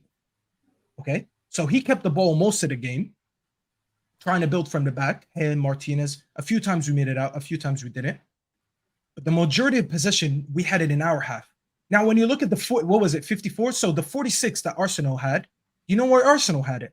They added in our half. The thing about Arsenal, the difference between us and Arsenal, they weren't clinical in front of goal, so they weren't creating clear-cut chances, okay? But they kept the ball. On the other hand, we were just conceding. And every time we got the ball, we give up the ball easy. Every fucking time we got the ball. Yeah, another big game that Bruno doesn't turn up to. But apparently, Staffy has an agenda. Chat to us about Carlos. Who the fuck is Carlos? Carlos Casemiro, bro. Oh, Casemiro. I don't even think he had his worst game, if I'm being honest. Actually, how was he on the ball? In his first 4 games, this is the best game he's had. You know why? Because he knew for once today, listen, I'm playing a good opposition. I can't afford to just run free roam like I did against Spurs, like I did against Forest, like I did against Wolves. I'm actually going to be a little bit more careful today. I'm going to sit a little bit deeper. And he actually did that. So we actually, for once, we didn't get our midfield ran over. We just couldn't keep the ball. Because we have players that when we get the ball are looking for the quick route to goal. But that's transition football, apparently. Transition football is ineffective. I'll tell you something. Ram watched transition football for 5 years, 5-6 years. Ram will tell you right now, if I ask Ram, how did you enjoy transition football in the last 6-7 years, whatever it was? Ram will tell you what? I enjoyed it. It was good. We scored a lot of goals. We defended it well. It's fast-paced. We won a lot of trophies. Yeah, I had fun. How was your experience, Staffy? We're giving up the ball every time. We're playing transition football with wasteful players. But I can't call out Casemiro. I can't call out Bruno. And I can't call out Mount. And I can't call out Rashford. And I can't call out the defenders. And I can't call out the manager. Who the fuck am I supposed to call out in this club? Because apparently everyone's doing their job, but we're not winning. So if we're not winning, and I'm not supposed to call anyone out, so who's to blame? Can someone here tell me who can I blame? No, you can't blame the players, Ram. That's the thing. You have an agenda. But then people are telling me, well, you like Sancho, and Sancho couldn't even train. What the fuck does Sancho have to do with today's game? Was he on the pitch? I didn't see him on the pitch today. Don, did you see him on the pitch? I'll tell you who I saw. I know what you saw. You saw our captain rolling around in the floor every time he gets touched, asking for yellow cards, asking for fouls, asking for penalties, instead of getting up and fighting. You know what? Gabriel, I don't know how to say his last name, Magalish or whatever. That guy's a bozo. But you know what I respect about him? This guy comes in and he puts his body on the line every time. And he plays like this is his last game. And this is what I respect about this guy. I see him running around. He got benched the first 3 games. He comes in today and he's like, fuck it. I'm going to show them what I'm about. And he comes out and he puts on a show. Haaland came on and he gave him a hard time, but he dealt with him well. And big up to Haaland, by the way, because this is the first time we watch him. And the guy was giving him something to worry about when he came on. But I'm sitting here and I'm talking about our captain once again, our captain in a big game not being able to keep us in the game. There's no coincidence that since Bruno Fernandes became our main midfielder in this club, that we always get battered. Alan seen it a couple weeks ago. Egal saw it today. Hamza seen it last season, 6-3. Don, you're probably not the only one who hasn't seen it because you've been shit. But even Ram has seen it. Everyone here has seen us with that midfield, with that guy being our main midfielder. He played with Pogba. He played with Casemiro. He played with Matic. He played with Fred. He played with McTominay. Fuck's sake, he played with everyone in that midfield. And this midfield never wins a midfield battle. And I'm supposed to be looked at as I am mental for calling him out. But Staffy, he creates the most chances in the league. How about keeping the ball? Can we talk about keeping the ball? Because I need a midfielder that can keep the ball. When I have Declan Rice bossing that midfield, and that's a guy, by the way, that I said he's not going to transition right away from West Ham ball to Arsenal ball, and today he dominated that midfield. And you know what happens? I go on Twitter and I tweet, I was like, you know what? It looks like I'm going to have to apologize to Rice because he ran the show today. And my fan base comes at me and says that I'm deluded. I'm only saying that because he scored a goal. I can never win with this fan base, bro. Just to add on your point, the only time Bruno actually dominated a midfield against us was the game 2-1 where we had Henderson, Milner, and Elliott. The FA Cup. Was it Sorry? the FA Cup when we won in the FA Cup? Oh yeah, I don't give a shit about this. That guy ain't got any examples against my team. I can't even lie. And we've had mudded midfields for years, bro. Bro, that's what I'm saying, bro. I can't sit here and tell you how many times we have dominated midfields. And people don't want to address what the issue is. Oh, but Staffy, you're looking at the symptom and not the cause or the root, whatever the fuck that sentence is. Bro, I have seen this midfield with my eyes for years. The minute we've got Bruno in this midfield, bro, can I sit here and tell you how many times we've been better? Today wasn't even a battering, but it's just like to add to that point. Alan himself 3 years ago beat us 6-1. Can you believe that? Alan is beating people 6-1. Alan is winning a top 6 game in Jose Mourinho era 6-1. Who was the guy in midfield? Bruno Fernandes. We never beat anyone. We don't win big games, especially away from home, and dominate midfields. What season was that? What season was that? Wasn't that COVID? It was COVID season. Mourinho was still there, COVID. Mourinho was there. Was there. He was in it. Oh my gosh. Mourinho with his dinosaur football beat us 6-1 with that midfield. Oh, Mourinho was at Spurs. Sorry, I'm thinking you made Mourinho. I think the worst one was playing against us in 21-22 at Anfield, where Thiago was just like a cat playing with the ball of yarn with Bruno. I never seen a man. Naby Keita, the flop of Liverpool. Ram will tell you this guy flopped in my club. You just do that in an English accent. Ooh. Naby Keita. Did you just do that in an English accent? Keita. It sounded like. Wait, that's how I said. Naby Keita. Is that how you say it? Oh, that sounds like an English accent. Yeah. Yeah, a little bit. Because in Egyptian or in Arabic, they say Keita. So I try to say it the English way, and that's the only way I could say it. But Naby Keita, even Naby Keita, at 5-0, when you guys beat us 5-0, he ran that midfield battle. He ran it. Yeah, Naby Keita is winning midfield battles in Old Trafford. You know why? Because it's the same shit issue with this midfield. This guy always lets us down in big games. I don't even trust him. I saw a video another day. This guy that does videos on Instagram. He's an American football streamer. I don't know his name. I don't fucking even like half the shit he says. But the other day he posted a video that I absolutely agreed with. And when I say it, probably people in the comments will know who I'm talking about. He's kind of famous. He said, when I go to war, I'll go war with my captain, okay? I would go to war with Sergio Ramos, okay? Oh, it's the FIFA streamer. Yeah, what I'm talking about, yeah. He said, I would go to war with Sergio Ramos. He said, you know who I'm not going to war with? Bruno. Fucking Bruno Fernandes. Was it that, what's his name? 889 Skills. I have no idea who his name is. Half the shit he says is garbage. He's Portuguese as well. It's the Portuguese guy who wears his hat backwards. He loves Ronaldo. He said, I'm going to war with Sergio Ramos, but I'm not going to war with Bruno. He's like, we'd be at war and Bruno would be flopping all over the floor. And that's true. I've seen it today. On my stream, I'm sitting and I'm yelling, get up. There was one where he got tackled by someone in front of our box and he's looking for a foul, but the ref didn't give it and you guys were still attacking. And I'm looking at him, I'm like, get up and help your teammates. You're flopping on the floor while your teammates need help.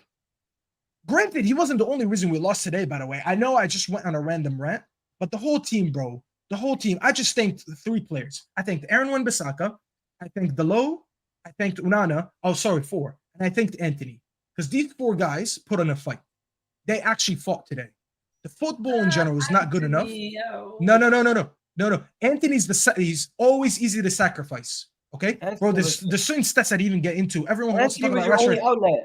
Rashford had 16. You know what the issue is, Egal? People look at the 1 goal that Rashford scores per game, and he's like, he did this, he did that. Rashford today, I'll tell you what his issue. He doesn't pass the ball. Remember when Haaland was running and he wanted that pass? He didn't pass him the ball. You know how many passes Rashford had today in general? He attempted 16 passes. Didn't make them. He attempted 16 passes. Anthony, who didn't have, by the way, a pass accuracy, his percentage was shit. He completed 16 passes. So the guy completed 16 passes when the other winger didn't even attempt more than 16. Stuffy, we have to give Rashford a break because he was asked. Oh my God! Don't even get me angry, bro. One second. Let me hear me out. When he receives the ball, 90% of the time he's on a situation where he's on a 1-on-1 with a defender, or he's on a situation where he's on a 2-on-1 against the one that he didn't pass to Haaland, Egal. By the way, I give Rashford more leeway than Bruno. Because I give Rashford one thing, that he is that X factor player. Okay, I said this guy, regardless of his deficiencies, in any moment he could pop up with a goal. So that's the only break I'll give him. Okay, but at the same time, when you have Haaland making that run, you saw that run that he made. He covered so much ground, got in a very good position. Haaland made a similar mistake also. And did he play when? When there was a 2-on-1, there was a 3. Actually, it was the ball went to his right, and he drifted wide. He drifted wide, and he brought 2 defenders. The pass was heavy anyways, Egal. He drifted 2 defenders wide. But hey, it is what it is. These things happen. Eddie Nketiah made a similar mistake, and he's not good enough. I know that. So I wouldn't say Rashford. I feel like Rashford, to pick on Rashford in this game is difficult, but he's done it so many times. It's hard to get onto him. The other guys, Bruno, bro, for the longest time, you've been saying this about Bruno to me, and I've been backing Bruno. I've actually been backing Bruno because I was on Terry's side and everybody else's side where I was backing Bruno. But, bro, what I seen today was a player who did not actually take any initiative. So I understand where you're coming from. Maybe that's a buzzword. Some people don't like that. But let's get on to this comment. Unprofessionalism by Sancho. But weird how Erik ten Hag keeps beefing with players. Maybe reactionary, but smells like 2021, 2022 2.0, basically implying Jose Mourinho. Emotionally investing now. The club should prepare a list of new managers just in case. How's it unprofessional when the manager called him out after protecting Maguire, after protecting De Gea, after protecting Rashford, after even protecting Ronaldo last season, and didn't call them out? How come Sancho is not allowed to come out and speak and say, actually, no, that's not true, that's a lie? Why did the manager not protect him and say, yeah, he was out today because of a knock? Exactly. He was out today because he was ill. He's out because of personal reasons. Why do you have to come out and say, he said that basically he's not up to the levels of being a Manchester United player? Exactly. That's what the quote is. And I'm supposed to say Sancho air out dirty linen. Never. Yeah, and Staffy, I'm even calling you Sancho now. And what makes it even worse is that Ten Hag apparently sent him out on this thing to go train and that in Amsterdam, in Netherlands, and now he's coming back saying, "Oh, he's not at the level again." Bro, it's bad. This is bad. And I think he did it with Neres. Listen, the issue is Klopp had the same thing with Nathaniel Klein, yeah, and Klein was a good right back, but he kept everything under the hush.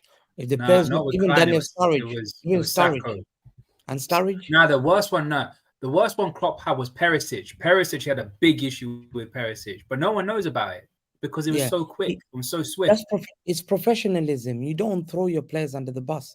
You keep it in the hush, unless if the media find out. When Cancelo issue happened, it was the media, but Pep never talks about it. He never talks about Cancelo rift with him. But to come out and hang your player dry when you've lost a game, and they ask you, just say, look, he's sick, he's not ready. But mentally, it shows that you're not supporting your players sometimes.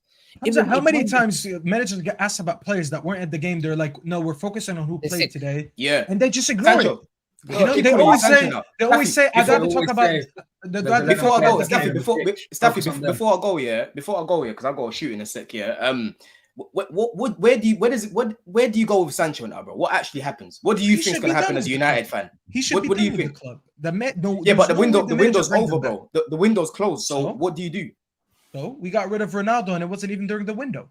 Oh, I'm you're not talking about saying- Are you releasing. saying on terminate You want to contract? terminate No. the contract? I'm not. No, bro. You could wait until the summer and get rid of him, but you probably He's he on should high play wages. he's definitely not playing another game for the club. Because what would the What manager about his look like wages? now that he plays him? He's You're on gonna came lose out- it. His value is gonna go down, bro. Down. Bro, you think I care about the Bell at this point? If the Unless- manager No, but never I'm saying won, who's then actually he gonna- should've showed him. You're gonna have to Well, wait till January when you've Yo, got all I'll these tell you things this. going on with your club. Arteta loves a project. We'll take Sancho. You take him. No, Yeah. you wouldn't. He would Egal. do much better No, he in your wouldn't, man. club.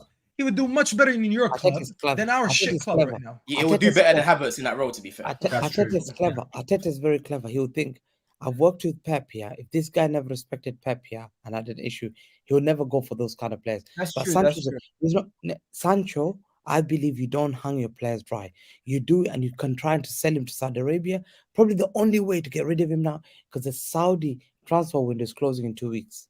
Yeah, So he's not Saudi going Saudi though. only He's not going Saudi. He's not Yo, gonna- guys, He's too young to go to Saudi. I think One he's too second, ambitious to go. because there's 3 more clubs we kind of want to talk about and things. Staffy, honestly, I Boys, appreciate shoot, you yeah. on. In a bit, Don, boys. I Big up, big up, Don. was kind of Respect, just gonna respect. wrap up the Big up, mention Don. Screw you, bro. of the show. So if you wanted to stick around, let me know. But you could. Yeah, I can stick around for a little bit. Yeah. My man here. I'm sorry I didn't read your super chat earlier. I just felt like it was better if we got through this one with the Sancho because it was very relevant. But he says kudos to Klopp. Kudos to Klopp and Arteta. They stick to their system and fight till the end. As a Chelsea fan, I'm taking a break. City will be hard to beat. Good luck. You know what? I agree. City are going to be hard to beat. I guess that's a good segue to City before we go any further. Hamza, guys, what do you guys think about City, man? They just consistently win. But I think the talking point is 2 talking points: Erling Haaland and controversial VAR decisions. Did you guys think that was that their goal was controversial? Because I thought it was very controversial that they had a goal allowed when the player was clearly interfering. Yes, he had to jump away from the ball. But Egal. is it not Are interference? you talking about the City Egal, one or the cut the Liverpool one? diplomacy, the bro. City one? The City one. Cut the diplomacy, Egal. Let Stop me it. say this. Hold not on, a let me goal. say this, Ram. It's not a goal, you said. It's not a goal. Shouldn't be a Okay. goal. So why was Salah's not given today? Which one? Szoboszlai. See, Hamza, they're saying which one? How many were Szoboszlai. there? Salah. Look, he's Oh, laughing. Szoboszlai is one. Well, the difference between Szoboszlai Oh. and Salah is Akanji actually moved his body away from the ball. If he didn't move, he would have deflected the ball. That's how it works. I think that's an offside then. Right, you gotta move the comment, bro. Look, listen. Look at Szoboszlai and thing. Look at Szoboszlai. I want to show you. Listen, I've got the picture here. Look at Szoboszlai Sorry, bro. and Fuck. yeah. Look. I'm having a mare. No, you're good. Put Hamza in full screen, please. Hamza, it's a that's joke. offside. That's offside. Look how he's in front of the keeper. He's actually in front of the keeper. That's blatant interference. I'm sorry. The media never spoke about it. It's Liverpool Football Club. They got all these guys like that's McManaman, Hargreaves, Owen. They've infiltrated the media, so they will never show that. And Liverpool, that's offside. That's interfering play. Show it again. You got look where Salah. So why did they appeal for it then? Look? Do you know why? Do you know why? Do you know why they One don't talk second, about one it? second, The Aston one Villa second. players didn't appeal for it. Alan has no leg in this fight. Alan, be honest. From what Hamza just showed you, and from what I just showed you, which one is more blatant interference? So I've just seen the City one again, like back because I'd Look at the seen it. keeper. But I hadn't taken one second. Let me. So I've just watched the City one back. If I'm being honest, the City one, this is not me. The That's City true. one, where the headers come from, when he's headed the ball, the keeper's seen the header from the off. The player's headed it and he's headed towards corner. The Man City player's been there but moved out of the way and he's moved like away from that. The keeper's already seen the header and dive in. So for me, I can see why it was given. I wouldn't be like if that happened against Spurs, if Spurs scored that way, I'd be expected to be a goal as well. So I'm being honest, both sides. The Liverpool one I haven't seen in all its glory. I've just seen the still. Show him this. If it looks like he's directly in the line of keeper from where the shot happened. If that's where the shot happened, and I mean, you don't know because look at the line of the keeper and the ball. No. Look, let me. So it looks like Salah's more Ram in is the so shameless. eye line. So if Salah's more in the eye line, then I would say the goalkeeper's vision is obscured. So that would be, for me, should be disallowed. The Man City one, though, where it's happened, the keeper can see the header and he's diving, and the Man City player's moving out the way outside of the post. He's moving away, so it doesn't really obstruct his view. It doesn't. So That's what I said. Be given. So that's me being honest about both. Guys, That's exactly. I'm just gonna stop that part there because I feel like we're gonna drag on too far on that. I just want to. No, wait, actually, Egal, before you move on, actually, Hamza, I wanted to mention one more thing. Super chat quickly because you might be able to speak on this. It's gonna take less than a second. I was just gonna say, Hamza, not only did the media not call it out, that guy that claims to be unbiased calls himself "This is football," but he sits there on a show and starts crying about every decision that goes against Liverpool or goes for United. Sits there, and I'm talking about Sam, the BBC that always goes on there and cries. BBC Wallahi News. Anytime a decision that he doesn't like, he goes and he cries. And he's like, Hamza, you have to not be shameless, admit it. But then he's not going to admit that this one was the same one. But yesterday he forced you to admit that it was offside. Tuesday we got him. That's Jordan. That's the Jordanian Krajchenko for you. Tuesday we got him. The treatment of Sancho, how badly we treated Ozil. I wouldn't compare it to Ozil. Ozil literally got exiled. It's completely different, yeah. One was because of politics, one it's because of I don't fucking know. Ozil didn't even get a goodbye tweet from Arsenal, bro. It was because of his issue with China, though. Seriously, bro, do you remember Ozil getting a goodbye tweet from Arsenal? I didn't see that. Shit, that was bad, man. He got removed from the club. He got removed from PES, the video game. Ozil lost the Premier League a $300 million deal with China. $300 million deal. Yeah, Ozil lost the Premier League $300 million. So I don't want to talk about it because these kind of things can get your channel demonetized. Let's not. Yeah, it's politics. So, anyways, long story short, short. I just say about Man City? I sat here at the start before the season started, and I had a disagreement with a couple of people on there, and I said this was with Staffy, this was with I can't remember who else, and I think it was Hassan, the Chelsea fan as well. I said, I know Man City are losing players, but they'll do business and they'll be there or thereabout. Or you did. And I got told, well, no, there's so much happening in other teams. And that. I said, Man City is a freak of nature, this team. And like they can go again and they can just feel play. And it works because they do what most of us don't do.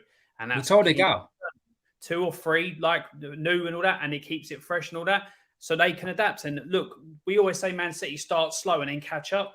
They're already top. And if they continue the way they're doing, they're going to walk this league. So we've got to hope they have a dip in form or that they have, I don't like players getting injured, but if they get a couple of injuries where they're a weakened team, people to take advantage of. But if it's one of them things where they just continue the way they are doing, I just 4 in a row for Man City. And I said this from the start. There you go. Yeah, Hamza, go ahead. Yeah, I said, listen, I think we played well, man. We played well against Fulham. Arsenal struggled with them with 10 men. Simple, we made them look easy. It was men against boys. We thrashed them. We sent them home packing. The fans were walking out in 60 minutes. It was absolutely empty. 70th minute, the side was empty, completely empty. It was a joke. Like I could not believe. And this is what Man City do. Like classic, when we win in style. You can see. Listen, look at this. 17th minute Fulham side, empty. We send them home packing straight. Get your buses.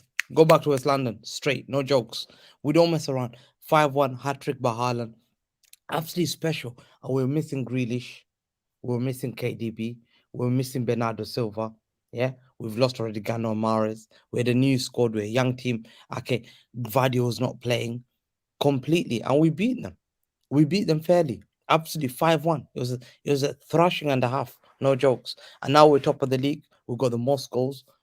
Foden has the most assists. Haaland's the top scorer. We've got the most passes in the league, and we're second to most goals to Brighton. So and we often start slow. Okay, this is the weakest City side. But I'm here to say to Arsenal fans, listen, catch me if you can. Catch me if you can. You can't criticize anything about me today. You know what? I'm not gonna get on to you. I'm just gonna say you're right. We do have to catch you. and it's always going to be difficult. Let's see how we do. Right, it's only 4 games into the season, but everyone was ready to write off Arsenal after the Fulham game. So I'm just happy.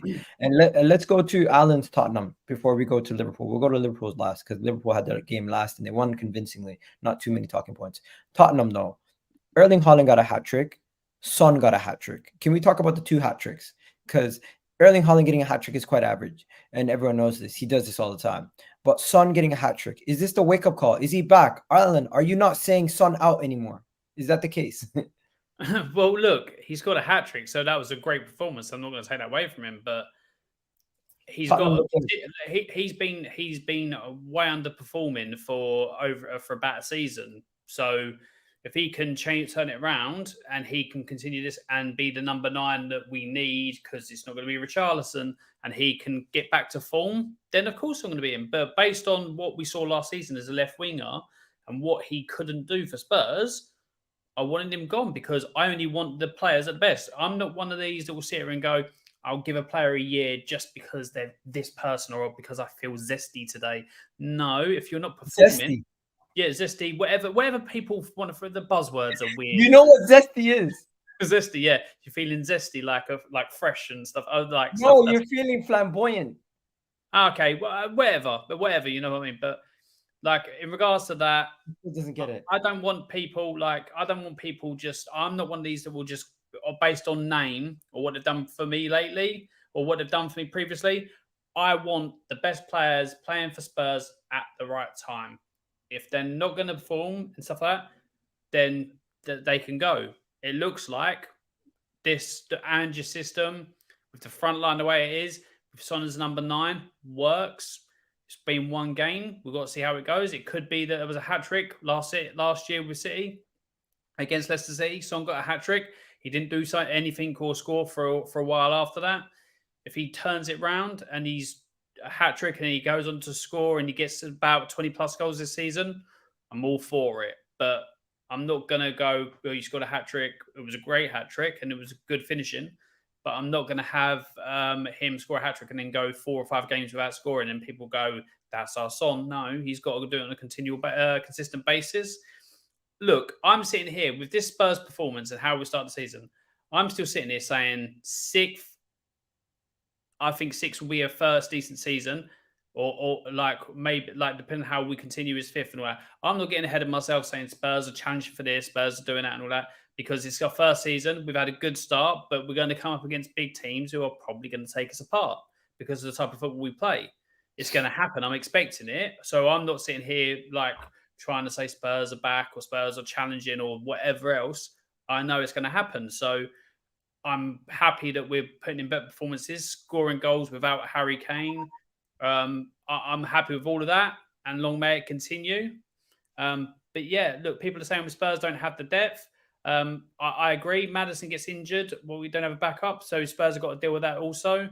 But I like the way this front line can interchange. So Richarlison can be a number 9, Son on the left, Kulu on the right. You could take Richarlison out, put Son there, put Solomon on the left, and still Kulu. You got, I don't know how he's going to do, but Brennan Johnson's an option on the right. You got Porro that can play on the right. You've got Dogi who Dodgy, however you pronounce his name. I always butcher it.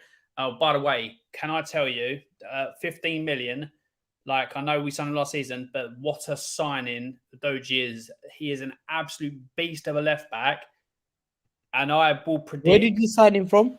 Udinese, and we loaned him back for the year. I will predict now that boy will be one of the best left backs in the world in years to come. He may not be at Spurs. He might move on to a big, better team.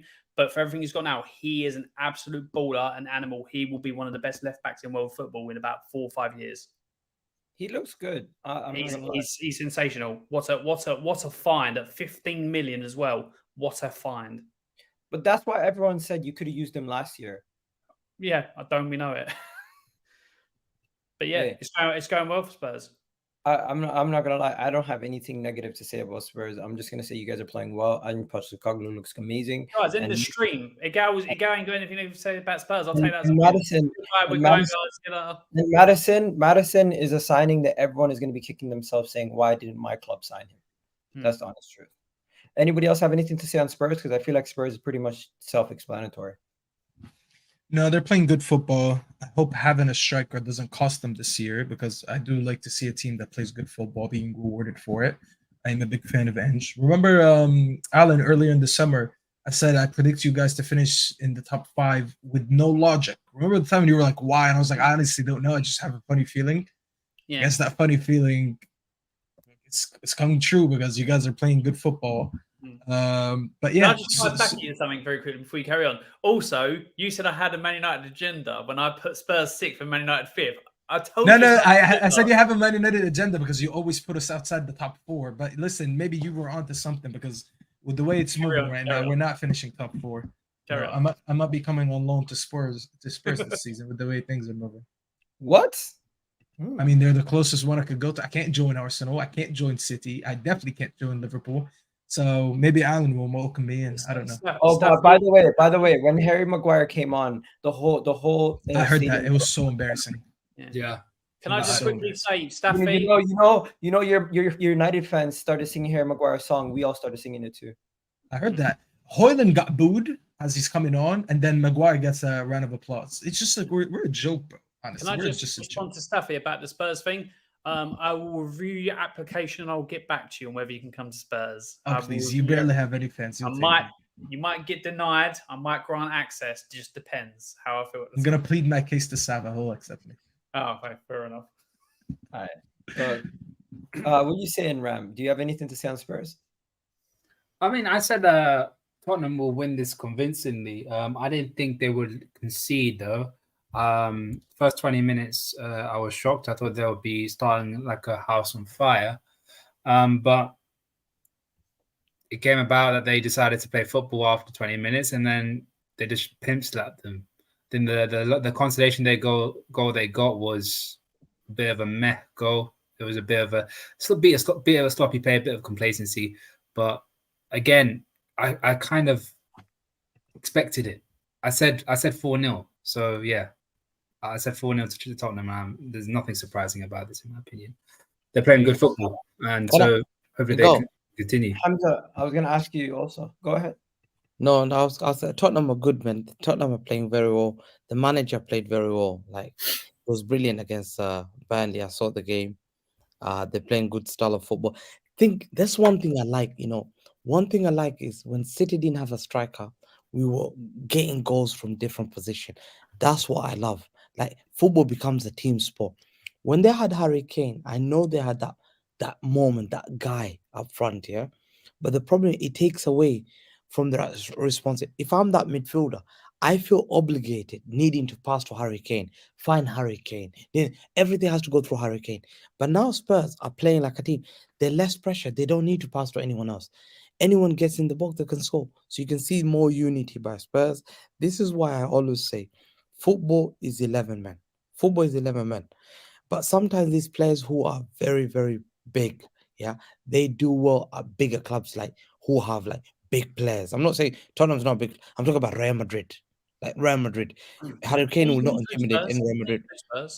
Yeah, no. I'm saying that now you can see Alan how you're playing as a team. Yeah, very well like a team. Like exactly when we didn't have a striker, we were able to get good goals from Jesus, Sterling, De Bruyne, Bernardo. Different Gundogan was coming on. Players were coming in and scoring from different positions. So to me, listen, it depends how long will they last. Yeah, they've got a small squad. That's the most dangerous thing. You have to have a big squad. The only thing that goes on Spurs side, I don't think they're playing Europe, are they? They're only playing once a week. No Europe. So they're only to focus. They've thrown away the Carling Cup already, which is smart. Throw away the FA Cup straight away and focus on this 38 games. So now they've played 3 games. Now they've only got 35 games. This is the most important thing.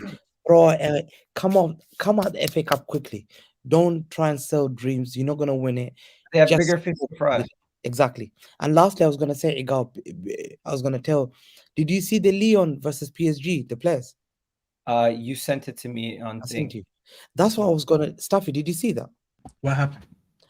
Lyon, I was watching Lyon. They lost to PSG 5-1 at home. And one thing I said that Chelsea, you look at Chelsea and United, there's no responsibilities on players. Look at their players. Look at the fans, what they did to their players. They bollocked them. They got them to line up there. And they told them, that is a badge. We know better players who have played for PSG. And you've put us, you cannot smear our club that low. They've lost to PSG. But you know Oh, what? Milan did that, didn't they, in the semi-final? Yeah, Leon did that today, just now in the last 1 hour. Leon did that. But United and Chelsea Yeah, fans. they're a big club, man. Big club. Yeah.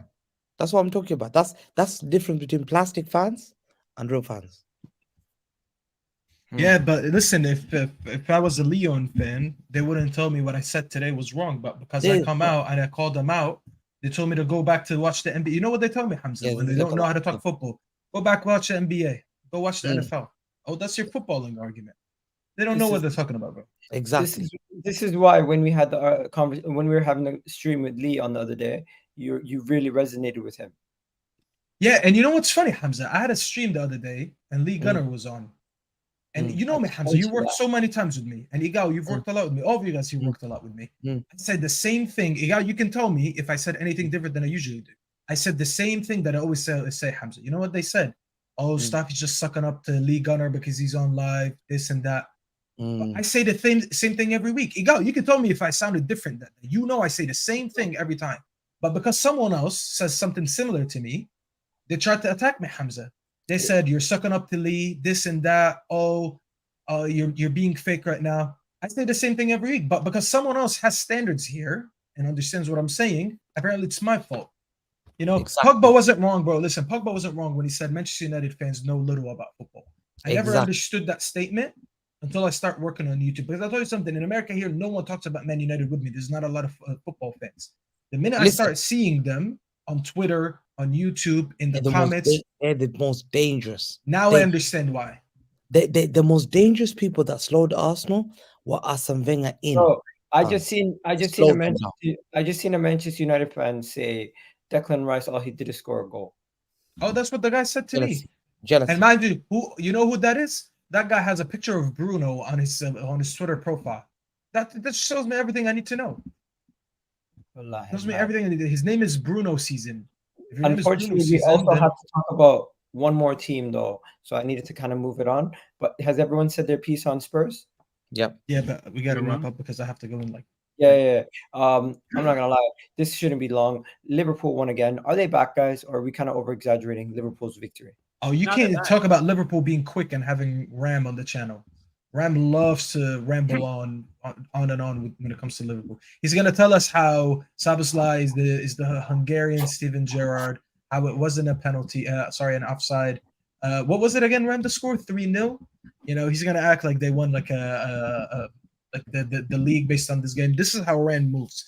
Listen, I'm gonna give my piece real quick. They're playing well. They have good midfielders. The DM issue will show up again eventually, because another game. That Chelsea game they could have lost, that Newcastle game they would have lost, but they started the league very well. Kudos to them, respect to them. I don't think they'll be as bad as I predict them to be, but I think eventually they will start seeing some issues with that DM position, you know, but could be wrong. You done? Ram, I just gave you respect. Why are you upset? I just loved how you said all of that nonsense about I ramble on about this. I mean, it's you, yeah. I know you well. All I gotta say is it was a dominating performance from us. The only time I felt as though Aston Villa were actually going to do something was through our own mistakes. That's why it was a dominating display. Szoboszlai was great. Mac actually played really well in the sixth role, but I think because they started to sit off, he started to see a lot of the ball. And he decided to dictate play, which I always wanted him to do, which is good. Joe Gomez and Matip were really good today as well. I thought both of them were really decent. And those two have stepped up for Van Dijk's absence, and hopefully their form continues. Trent, I'd say he was decent, but again, he's not the Trent that I really know to be the guy that splits passes, does everything. But he's starting to see a little here and there of what Trent could really do.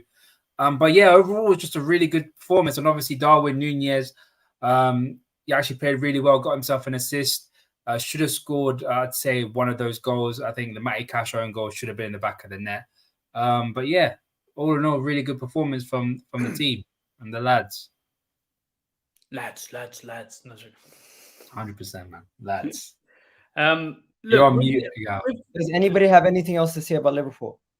Yeah, with Liverpool, I said at the start of the season that they've sorted out their midfield in the fact that they've got rid of the deadwood and brought in a new midfield. It's going to take time to adapt, but if they can get it right, then I reckon they'll be challenging or there or thereabouts at the end of the season. And looks like that could be the case. Yeah, I think what you saw against Newcastle was that was the game to say they're back.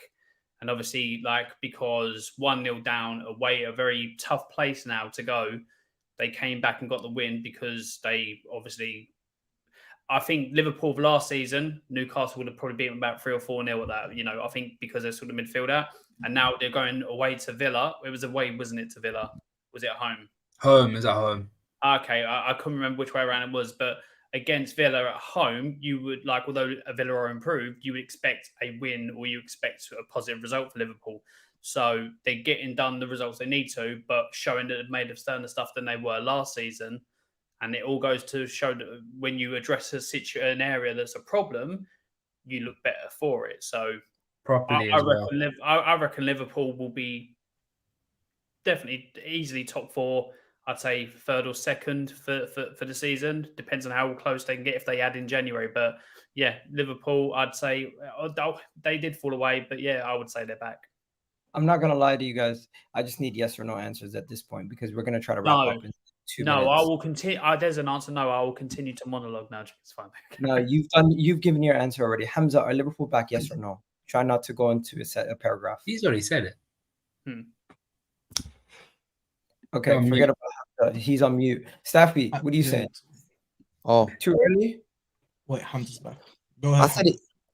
What'd you say? I said They're it. back? Yeah, I said it. Listen, they're dangerous because what happens is they're playing Europa League. That's why. Okay. That's why they're dangerous. Because Fair me enough. and you are playing UCL, they're playing Europa League, so they're very dangerous side. Oh, shut up, Hamza. You need to be under. Egal, right there. Egal, I swear to God, if you don't put them under pressure, it's the biggest mistake. You have to put their fan base under pressure because this pressure will exert on their fan base and the players. By the way, Michael God. Richards and Roy Keane were fighting a fan today at the Emirates. Hilarious. But we don't know what that was all about. There's not so we can't talk about someone just sent a little reel. That's it. Yeah, it's nothing serious. So you're telling me a City player had to back up a United fan? He's about allow it. He's about 20 years younger than him. Guys, we have an international break coming up. We're going to have a lot of time to talk about football. We've gone for 1 hour and 52 minutes. And wallahi, we've taken up a lot of your time. Staffy, thank you for coming on. Thank you for Don for coming on. Thank you, Ram. Thank you, Hamza and Alan. Before we go any further, make sure you do hit the like button, hit that subscribe button. Don't forget to check out Staffy TV. Don't forget to check out. Get me to 1,000 subs, guys. I'm almost at 1,000. So help me out. Don't forget to check out Staffy_TV. Go right now and sub. Go watch my rant before I joined Egal. Because if you're wondering, people were asking me, "Aren't you supposed to be on Egal?" So I was like, "Yeah, I'll be on in a bit." So go check that out. Thought you were running like you did last time. So you got time. I don't run. So you got time added on. You got Hamza talks ball, and then you all obviously got what my boy Staffy just said with his channel, of course. But before we go any further, Staffy, what did you say about Liverpool? They're not back in terms of what they used to be, but they'll be there or thereabout. When you say back in like title contention with City, that phase of that period is done for them. They're never going back to that. Okay, fair enough. And we're gonna outro with the there's no outro video for anymore, so we're just gonna end it here. But big up Alan, big up everybody who's jumped on, as I've already said, and you guys have a good one. I'll catch you guys on the next one.